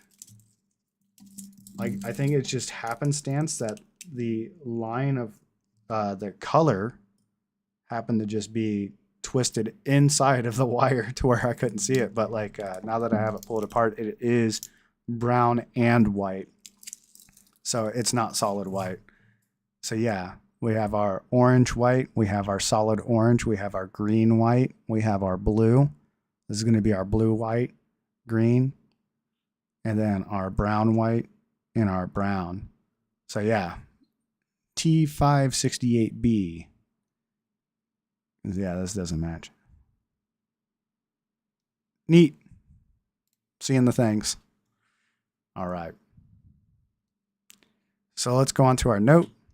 The only difference between the T568A and the T568B is that pairs 2 and 3, orange and green, are swapped. You can also use a unshielded twisted pair coupler in order to connect two RJ45 connectors together and lengthen a cable in order to make a straight through cable into a crossover and vice versa. If you're thinking, what's the difference and why does it matter? The answer is a position of 4 wires on one side of the cable. That's it. And then we have another note. If you're installing new cabling to each cubicle and or office, you need to make sure to connect all 8 pins and use Cat5e through 8. Voice over IP VoIP uses all 8 pins, and it's really common to have voice and data on the same wire at the same time in today's networks. Pins 4, 5, 7, and 8 are used in both standards. They are needed for 1000 base T, PoE, which is power over Ethernet, and specialized versions of 100 megabit per second networks. So power over Ethernet just allows for legitimately power to go over the Ethernet cable. So for example, think about the idea of having a access point, a wireless access point. If you work in an office, you're going to see those access points popped up on the ceiling. At my work, we have Cisco phones that also just plug in with that RJ connector into the wall, and it powers the phone. So you have to send electrical current over the Ethernet cable in order to power that. That's what PoE is, or power over Ethernet. It's just a way of powering your device as it's also transmitting data. All right. This only leaves the wire pair that connects to pins 1, 2, 3, and 6 for data. Remember that if we connect the green, white, green, orange, white, and orange wires to pins 1, 2, 3, and 6 respectively on both sides of the cable, we're using the T568A standard and creating a kind of straight-through cable that's regularly implemented as a regular patch cable for most networks. On the other hand, if we switch from pin 1 to pin 3 and from pin 2 to pin 6 on one side only, we've created a crossover cable for most networks. Let's take a look. So a straight-through cable. Straight-through cable is used to connect a host to a switch or hub, or router to a switch or hub. So straight-through cable. All right, no worries. I'll tell you all about devices like switches, hubs, and routers in detail in Chapter 5, networking devices. So 4 wires are used in a straight-through cable to connect 10/100 Ethernet devices. It's really pretty simple to do this. We have a figure that's used to depict 4 wires used in a straight-through Ethernet cable. Yeah, that seems pretty straight through. So connecting over from 1 to 1, 2 to 2, 3 to 3, and 6 to 6. Top back up on the nicotine.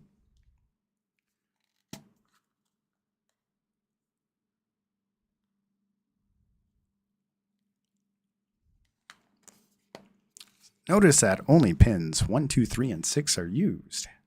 Connect 1 to 1, 2 to 2, 3 to 3, 6 to 6, and you'll be up and networking in no time.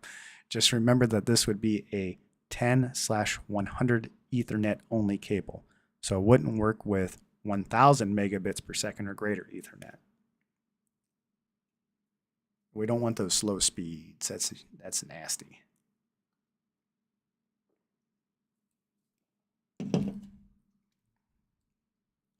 All right, crossover cable. Let's make the magic happen. Yeah, so if I recall correctly, because I've read a little bit about it earlier. So crossover cabling is when your host doesn't have like software in it to recognize if it's the sender and receiver, right? Because some cables are used for sending while others are used for receiving. And if you have a straight through cable, well, a host has to figure out which cable is used for sending, which one's used for receiving, and it can kind of like dynamically figure that out as it goes. Crossover cable is like if it cannot figure that out on its own, it has to be able to figure it out. Because we can see over here how one connects to 3 on the other side, and on this side, one connects to 3 on the other side. So one set is specifically for transmitting, one set is specifically for receiving, and it doesn't change. So if something isn't smart enough to figure out which one is which, that's when a crossover cable would be utilized, I guess. So crossover cable, the same 4 wires are used in this cable, and just as with straight through cable, you simply connect the different pins together. Crossover cables can be used to connect these devices: switch to switch, hub to hub, hub to host, hub to switch, router direct to host. And we take a look at the figure. So as we take a look, 1's to 3, 2's to 6. On the other side, 1's to 3, 2's to 6. Okay, so did you notice instead of connecting 1 to 1, 2 to 2, and so on, we connected pins 1 to 3 and 2 to 6 on each side of the cable? A crossover cable is typically used to connect 2 switches together, but it can also be used to test communication between 2 workstations directly, bypassing the switch.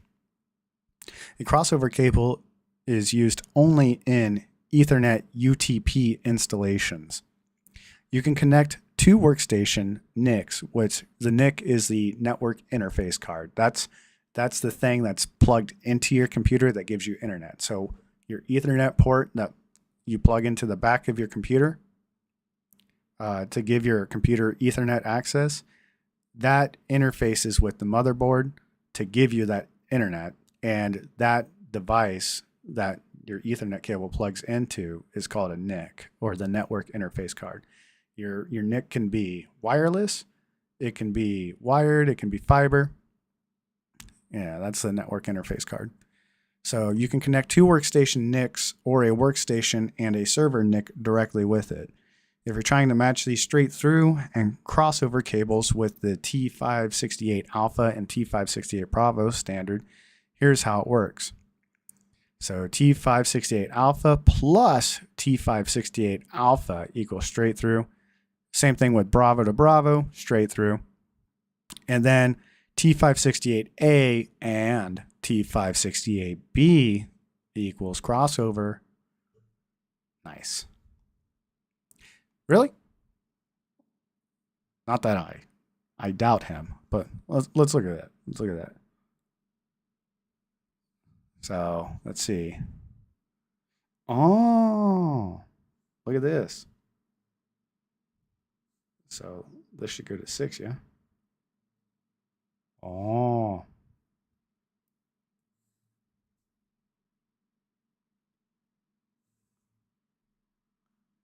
Oh. It's true. That's neat. I never noticed that. Neat. I like that a lot. I really like it when things just click in the brain. I like it. You're going to find a lot more. You're going to find out a lot more about how important it is to label basically everything. But for now, make sure to label a crossover cable as what it is, so that no one tries to use it as a workstation patch cable. If they do that, the workstation won't be able to communicate with the hub and the rest of the network. Okay, neat. It's really cool that you can carry crossover cable with you in your tool bag along with your laptop. Then, if you want to ensure that a server's NIC is functioning correctly, you can just connect your laptop directly to the server's NIC using your handy crossover cable. You should be able to log in to the server if both NICs are configured correctly. Use a cable tester to make sure that what you're dealing with is in fact a crossover cable. The tester can tell you if there's a problem with the cable, and we have a figure that shows us an inexpensive cable tester. That really does look inexpensive. Yeah.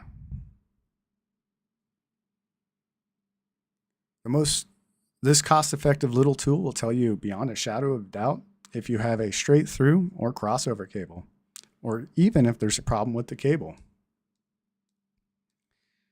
All right. You know what, Axe? We're 3/4 of the way done. I think we're just going to push through and get it done today and get the whole chapter finished out. Appreciate you being here with me. All right, UTP gigabit wiring, 1000 base T. In the previous examples of 10 base T and 100 base T UTP wiring, only 2 wire pairs were used, but that's just not good enough for gigabit UTP transmissions. 1000 base T UTP wiring in the figure requires 4 wire pairs and uses more advanced electronics so that each and every pair in the cable can transmit simultaneously. Even so, gigabit wiring is almost identical to my earlier 10/100 example, except that we'll use the other 2 pairs in the cable. All right.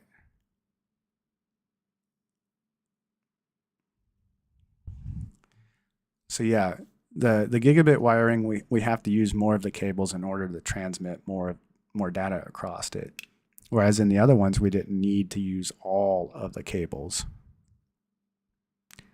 Let's see. Let's move our way downtown. Oh, I just like this. 1 to 1, 2 to 2.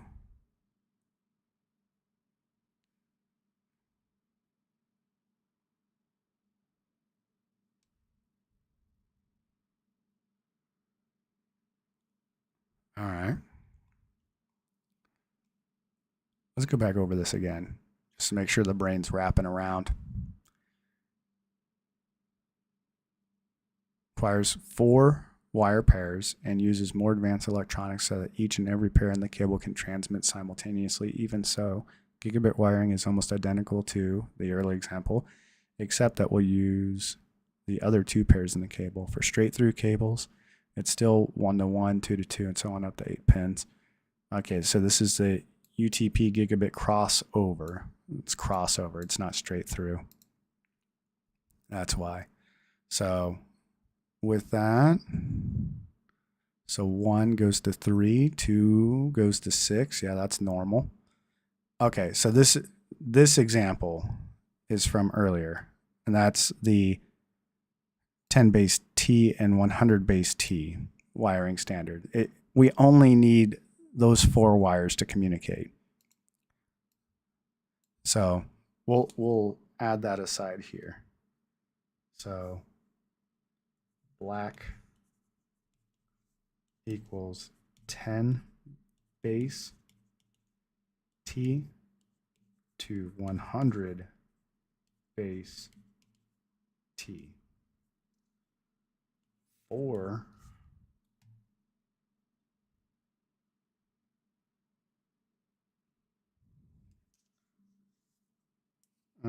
change our color.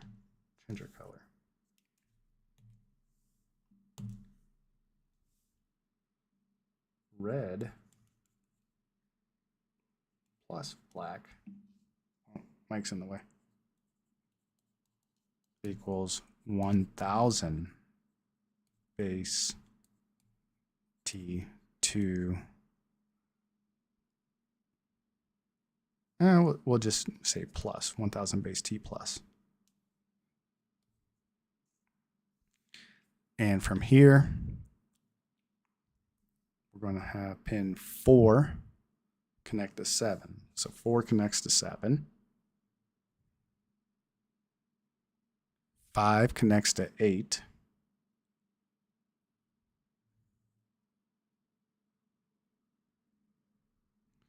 And then we'll have 6 is already good. 7 connects to 4. And then 8 connects to 5. Perfect. There we go. So red and black is our 1000 base T up. We need those extra wires to communicate all of that data. We have the 4 extra wires on there to communicate all that extra data.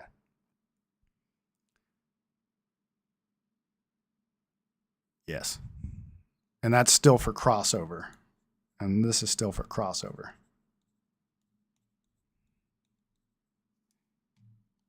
Okay, so now we're on to rollover cable. It says, although rolled cable isn't used common to connect any Ethernet connections together, you can use rolled Ethernet cable to connect a host EIA TIA 232 interface to a router console serial communication port.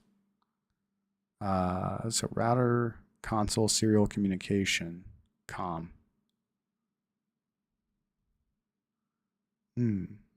Oh, COM is just communication port. So if you have a Cisco router or switch, you would use this cable to connect your PC, Mac, or a device like a tablet to the Cisco hardware. 8 wires are used in this cable to connect serial devices, although not all 8 are used to send information, just as in Ethernet networking. And the figure shows the 8 wires used in a rolled cable. I think we can just do that. We'll switch over in for our note. And we'll bring this up a bit. So for our rolled cable,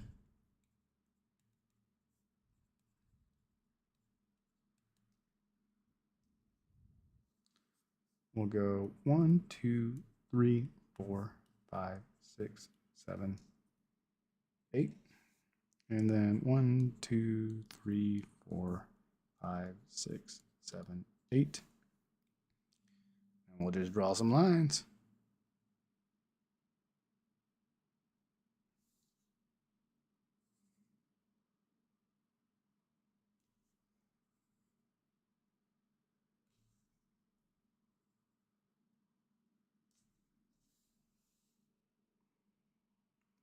Let's see, 4 to 6.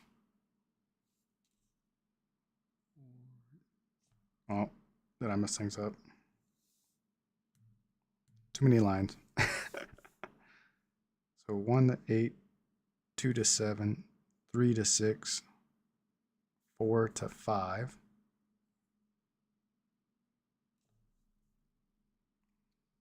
5 to 4.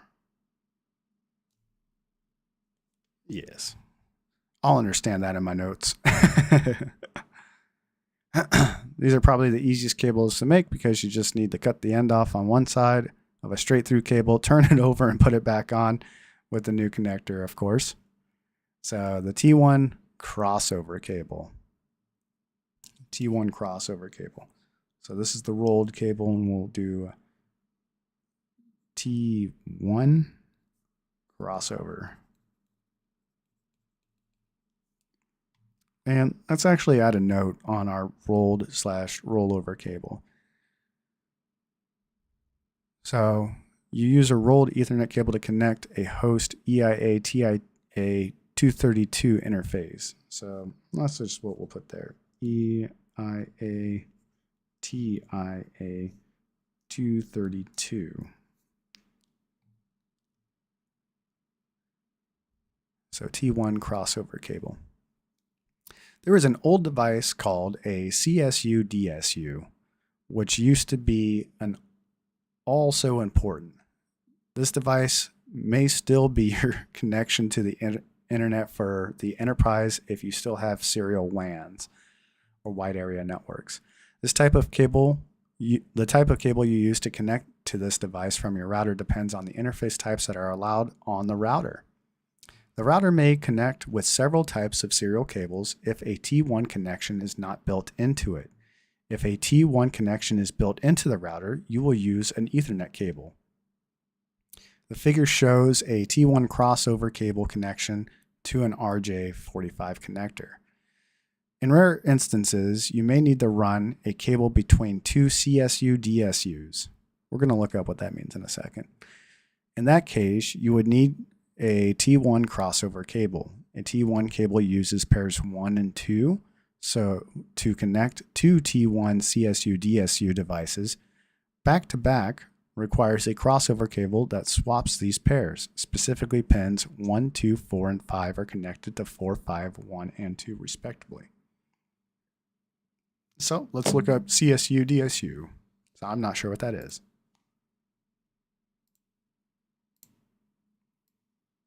All right.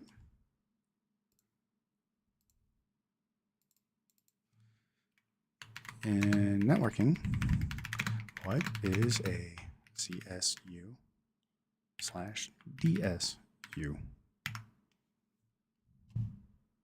Channel Service Unit, Data Service Unit, a hardware device that acts as a digital interface connecting a customer premise equipment device, typically a router, to a digital telecommunication circuit, such as a T1 or T3 leased line. It facilitates communication between a local area network and a wide area network by translating signals, framing data, and managing transmission timing. So signal conversion and framing, the DSU, which is the data service unit, which we will add.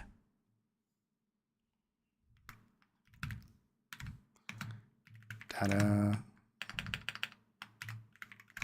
service unit, and CSU, which is the channel service unit.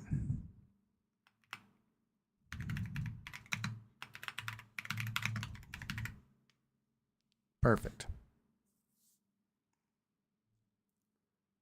So, signal and conversion framing. The data service unit manages line control and converts digital data frames from the LAN into a format suitable for the WAN, and vice versa.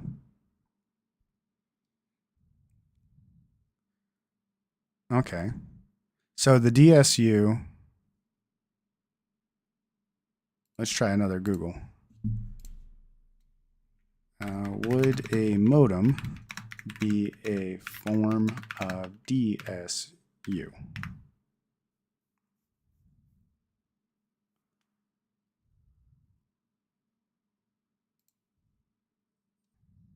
Okay. Oh, it manages a link to a digital circuit handling that. Okay. So it's kind of an upper layer aspect. It's because like a modem is going to be like a physical layer item, like a layer 1 item in the OSI model. A modem is going to do conversion for the physical media. So this is kind of a data link upwards.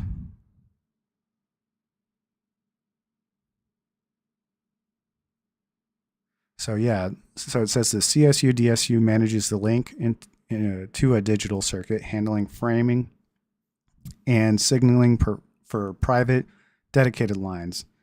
Similarities, both are customer premise equipment that connects your router to an ISP network. In some contexts, particularly with modem, the digital subscriber line, a modem acts as a CSU DSU by managing digital signals over copper lines. In short, while both act as networking terminators, a DCE, they operate on different technologies, analog/digital, and are not inherently the same thing, though they often fulfill the same role in modern installations. Yeah, let's ask it about the T1 lines. I've seen that a few times. What is a T1 line?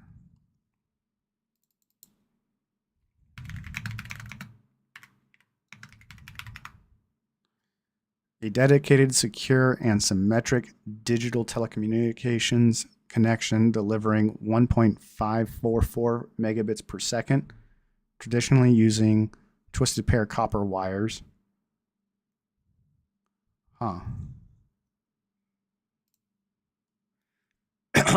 Developed in the 1960s, it connects business locations directly to service provider, offering consistent uptime and speed, commonly used for voice, 24 channels, internet, and data. Examples are business voice communication, connecting digital phone systems, PBX, to the PSTN. That's one thing that's rough about getting in the IT and networking. The acronyms are insane. Often handling 24 simultaneous voice calls, known as PRI, or channelized T1. Reliable internet access, serving as dedicated internet connection for banks, hospitals, remote offices. Okay, cool.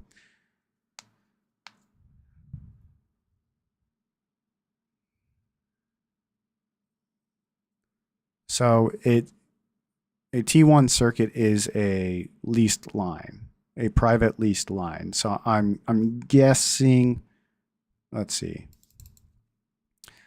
Would my connection to the ISP be a T1 circuit?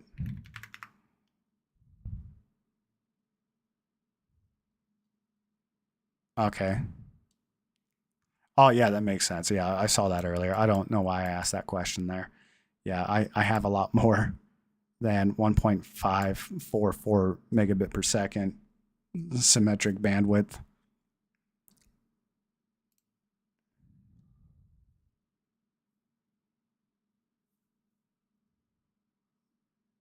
So the equipment often requires. Okay, sounds good, hacks. Yeah, I'll finish up this video and then I'll be on again here soon. So if I can catch you again next week, have a good one. You take care and rest easy tonight. Thank you so much for joining.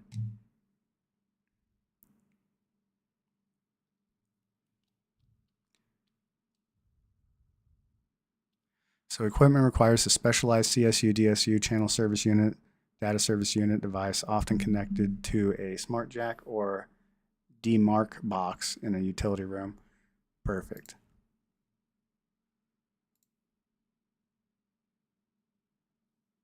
I don't know what this is. Why'd you come up with this?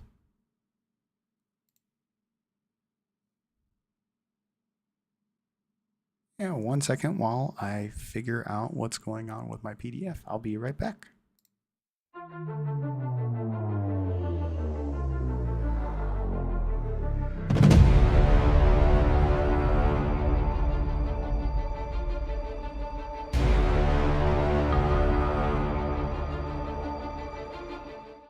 And we're back. I figured that out pretty quick. All right, so the T1. So yeah, the CSU DSU is an older, outdated thing that has an extremely limited amount of data that can transfer over the lines, being 1.544 megabits per second. All right. Router may connect with several different types of serial cables if a T1 connection is not built into it. If a T1 connection is built into the router, then you'll use an Ethernet cable. And then we'll see in the figure here a T1 crossover cable. In rare instances, you may need to run a cable between two CSU DSUs. In that case, you would need a T1 crossover cable. T1 cable uses pairs 1 and 2s to connect two T1 CSU DSU devices back to back, requiring a crossover cable that swaps these pairs. Specifically, pins 1, 2, 4, and 5 are connected to 4, 5, 1, and 2 respectively. So, yeah, this is a demonstration of a T1 crossover cable. All right. Testing our understanding. Go over that real quick. So we've taken a look at the various RJ45 UDP cables. With that in mind, which cable is used between the switches in the following image. And then for host A to ping host B, you need a crossover cable to connect the two switches together. Well, what types of cables are used in the network shown in the following image? So let's see. Well, we'd need a T1 crossover cable to go into this switch. We'd need a T1 crossover cable to go into this switch. From the switch to the router. Ooh, that's a good question. Switch to router. I'm guessing that's going to be a standard Ethernet cable. And then router to console. And before I embarrass myself, why don't we just read through? In the second example here, there's a variety of cables in use. For the connection between the switches, we'd clearly use a crossover cable, like the one I saw in the earlier example.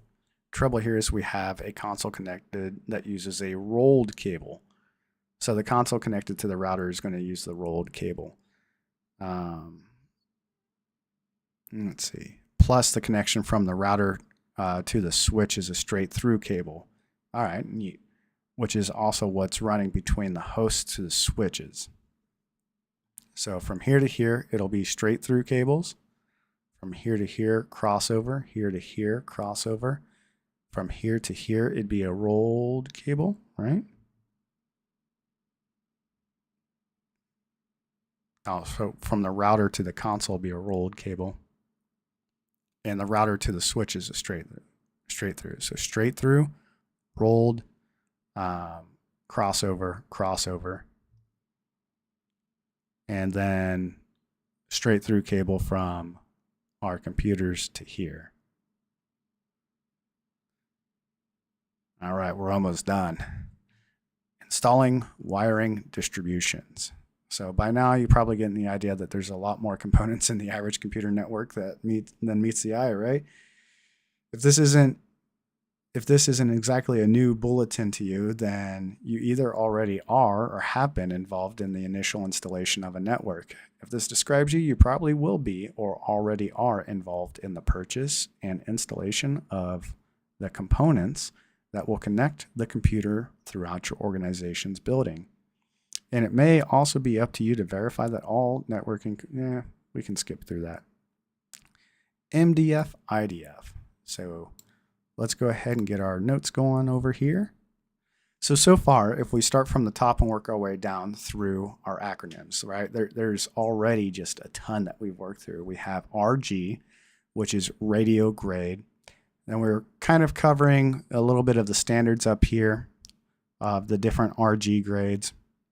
And if we work our way down, we have electromagnetic interference, EMI. RFI is radio frequency interference. STP is shielded twisted pair. UTP is unshielded twisted pair. POTS is plain old telephone service. PSTN is public switched telephone network. I think that's back in the day, like if you ever saw operators in the operating room, it's like they'd answer it, operator, I want to talk to this person. They'd plug a wire from your connection into another connection, and then you'd be good from there. EIA is Electronic Industries Alliance. TIA is Telecommunications Industry Association. Next is near end crosstalk. That was, wanting to have protection at the end of your Ethernet cable, so that way, you're not picking up a bunch of interference there. RJ is registered jack. DSL is digital subscriber line. SMF is single mode fiber. MMF is multi-mode fiber. APC is angled physical contact, talking about our fiber connections. UPC is ultra physical contact. So the APC had a very drastic angle on the end of it. The ultra physical contact was flat. We have straight tip, ST, subscriber connector or square connector. FC, which is field assembly connector. Its real name is ferrule connector. FDP is fiber distribution panel. SFF is small form factor.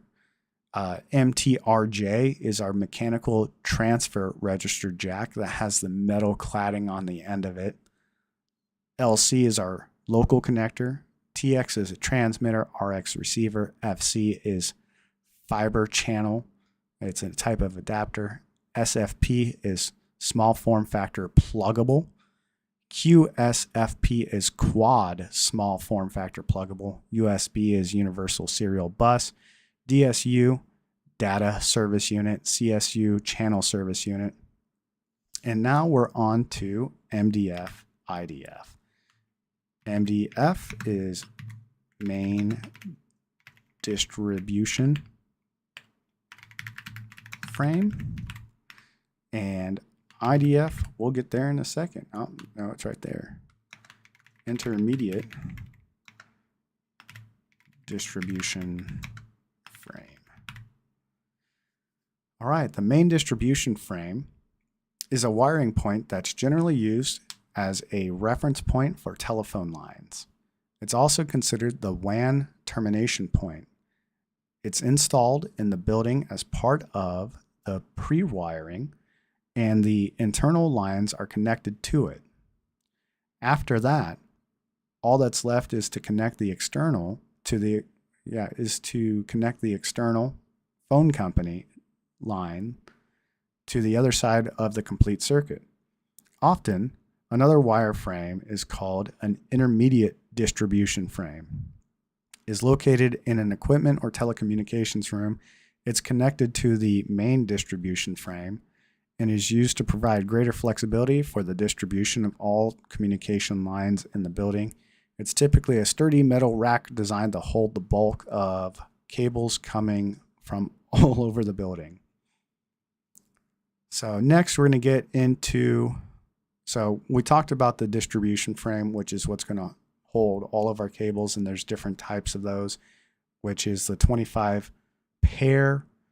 The 25 pair consists of 25 individual pairs of wires, all inside one common insulating jacket.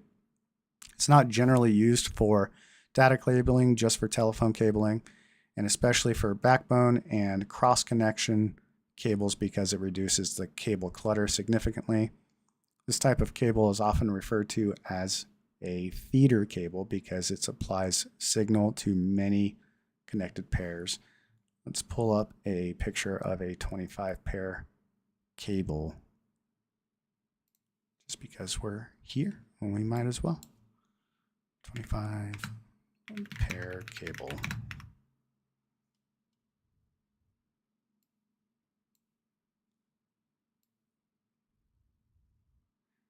Yeah, I think this is what we're talking about here. Something huge and disgusting like that. Yeah, telephone cable, like, definitely seems like it's an older technology. And then let's look at the 66 block.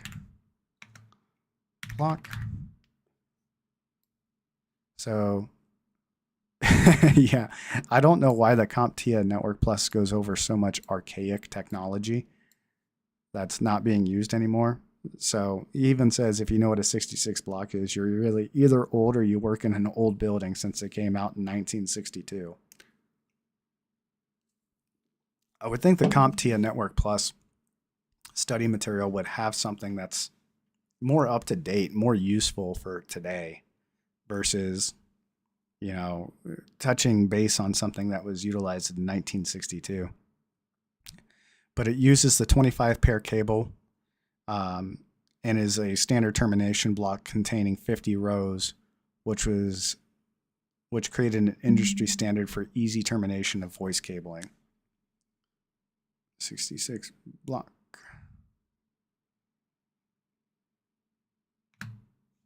Telephone connector.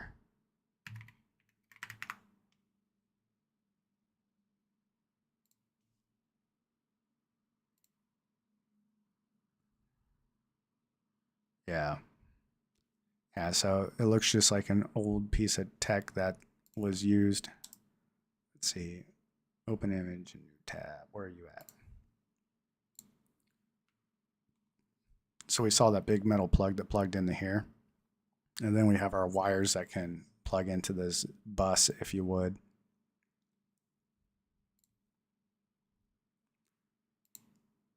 The super archaic technology.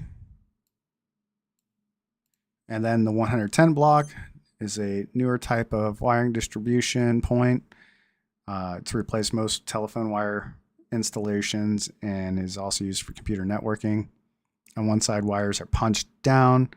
On the other side, it has an RJ11 for phones, an RJ45 for network connections. You'll find 110 blocks in sizes from 25 to more than 500 wire pairs, and some are capable of carrying 1 gigabit per second connections when used with Cat6 or greater cables.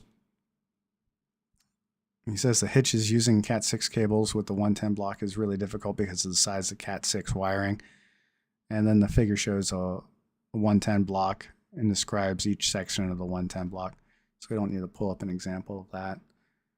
There's a proprietary European variant of the 110 block called the Chrome block. Chrome block is compatible with the 110 block and can be used interchangeably. So here's an example of it. It looks like it's just plastic that screws to the wall and interconnects a bunch of wires. So the BIX block. Another type of punch-down block is the BIX block. A BIX block can terminate up to 25 cable pairs and have a slip-in fitting that does not require the wires to be pre-stripped. Hey, that sounds pretty nice. A lot less work. Demarc extension. The demarc, short for demarcation, is the last point of responsibility for the service providers, often at the MDF, which is the main distribution frame in your building connection, especially if your building is large, but it's usually just an RJ45 jack that your channel service unit, data service unit, connects from your router to the wide area network connection. So essentially speaking, the MDF is going to be in our building somewhere, and that's going to be the endpoint that goes out to the lines that go to our ISP or our WAN connections. When troubleshooting, network admins often test for connectivity on both sides of the demarc to determine if the problem is internal or external. The length of copper or fiber that begins after the demarc but still doesn't reach all the way up to your office is referred to as the demarc extension. Smart jack, also called a network interface device, NID. We'll add that in there. NID. Network interface device.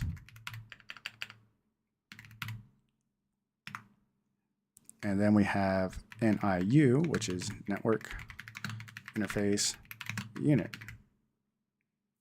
A smart jack, also called the network interface device or network interface unit, is owned by the PSTN, publicly switched telephone network, and is a special network interface that's often used between the service provider's network and the internal network.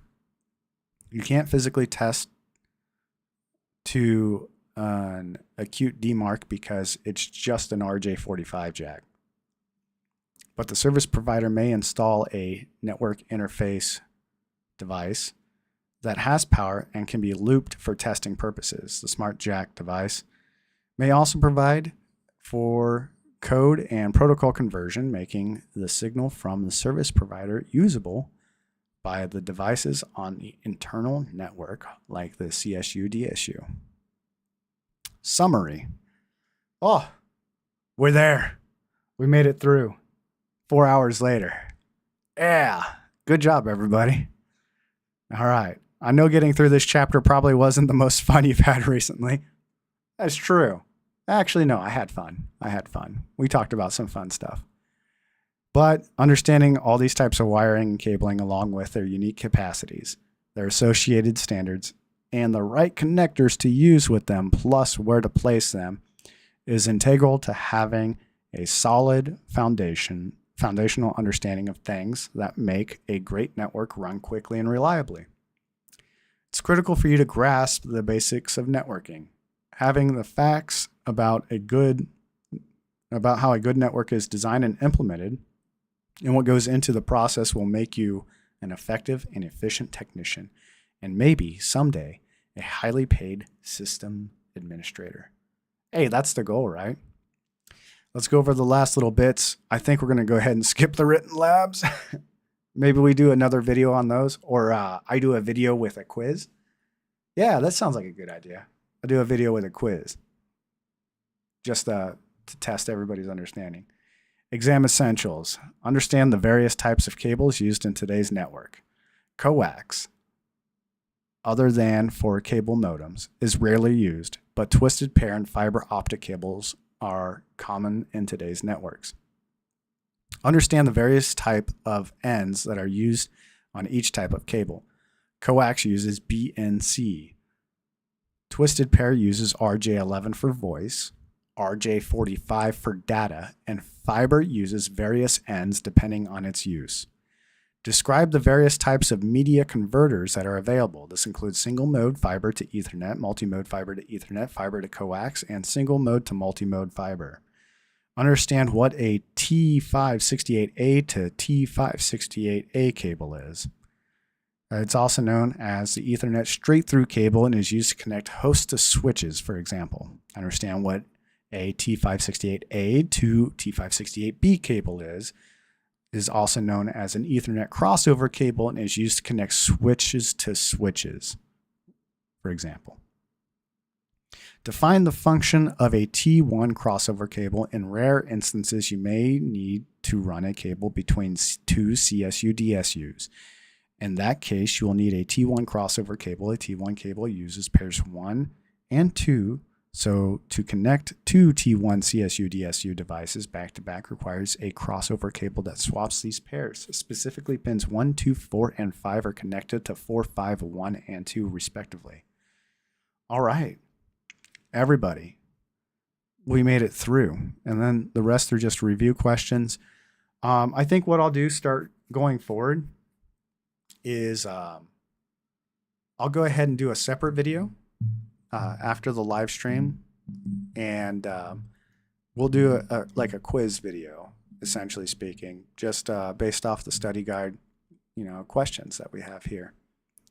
So yeah, that was a lot to get through. A lot of learning, like some of the big stuff that we covered that I feel like I was missing information on was essentially speaking, how to measure the signals that go through an Ethernet cable via megahertz.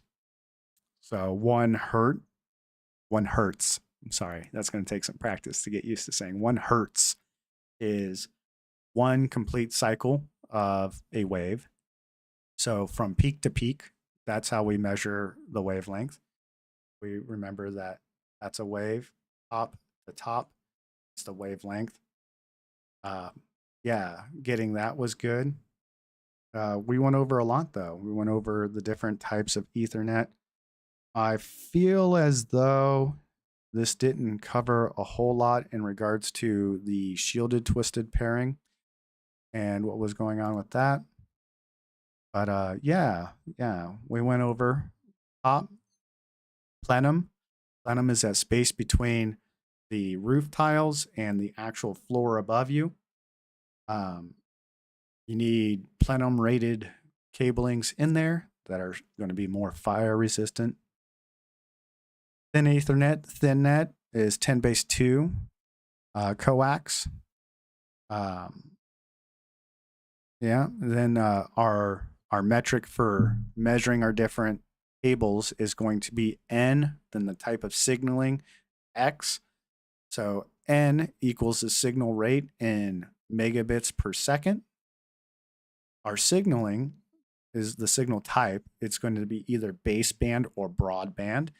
Remember, baseband is going to be one type of signal is going to be going through our wire. Broadband is we can have different signal frequencies in there. Frequency, remember, again, is just wavelength to wavelength. We'll just go through my notes real quick. There we go. So yeah, remember that our frequency, all that really is telling us is our wavelength, right? That's what the frequency is. How frequent do we have a complete cycle of a wave? That's what frequency means. So we have our wavelength. With baseband, we only have one signal, one frequency going through the wave, going through the media at a time. So for this one, it's just this one frequency going through the wave at a time. With our broadband, there are different bands, different frequencies going through our medium.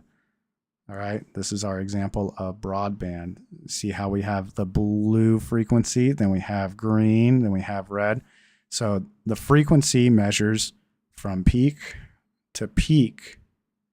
All right, that's our frequency.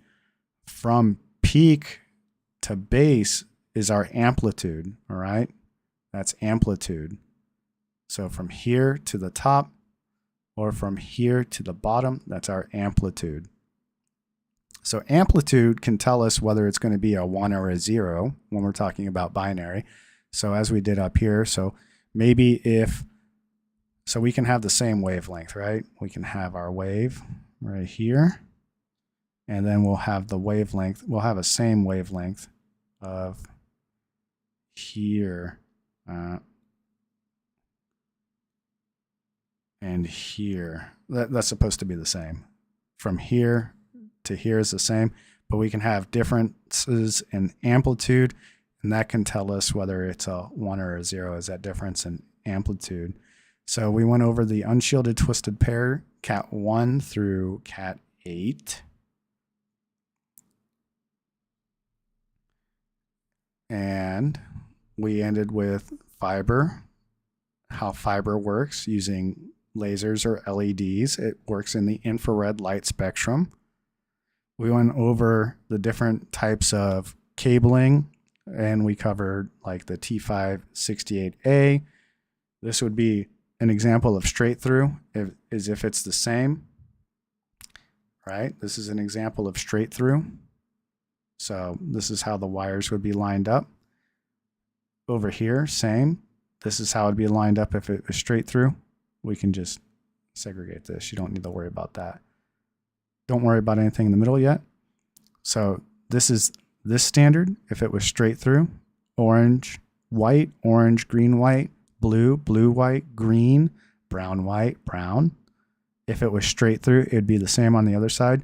But if we went from this standard, the T568A, to the standard of T568B, that would be a crossover. All right.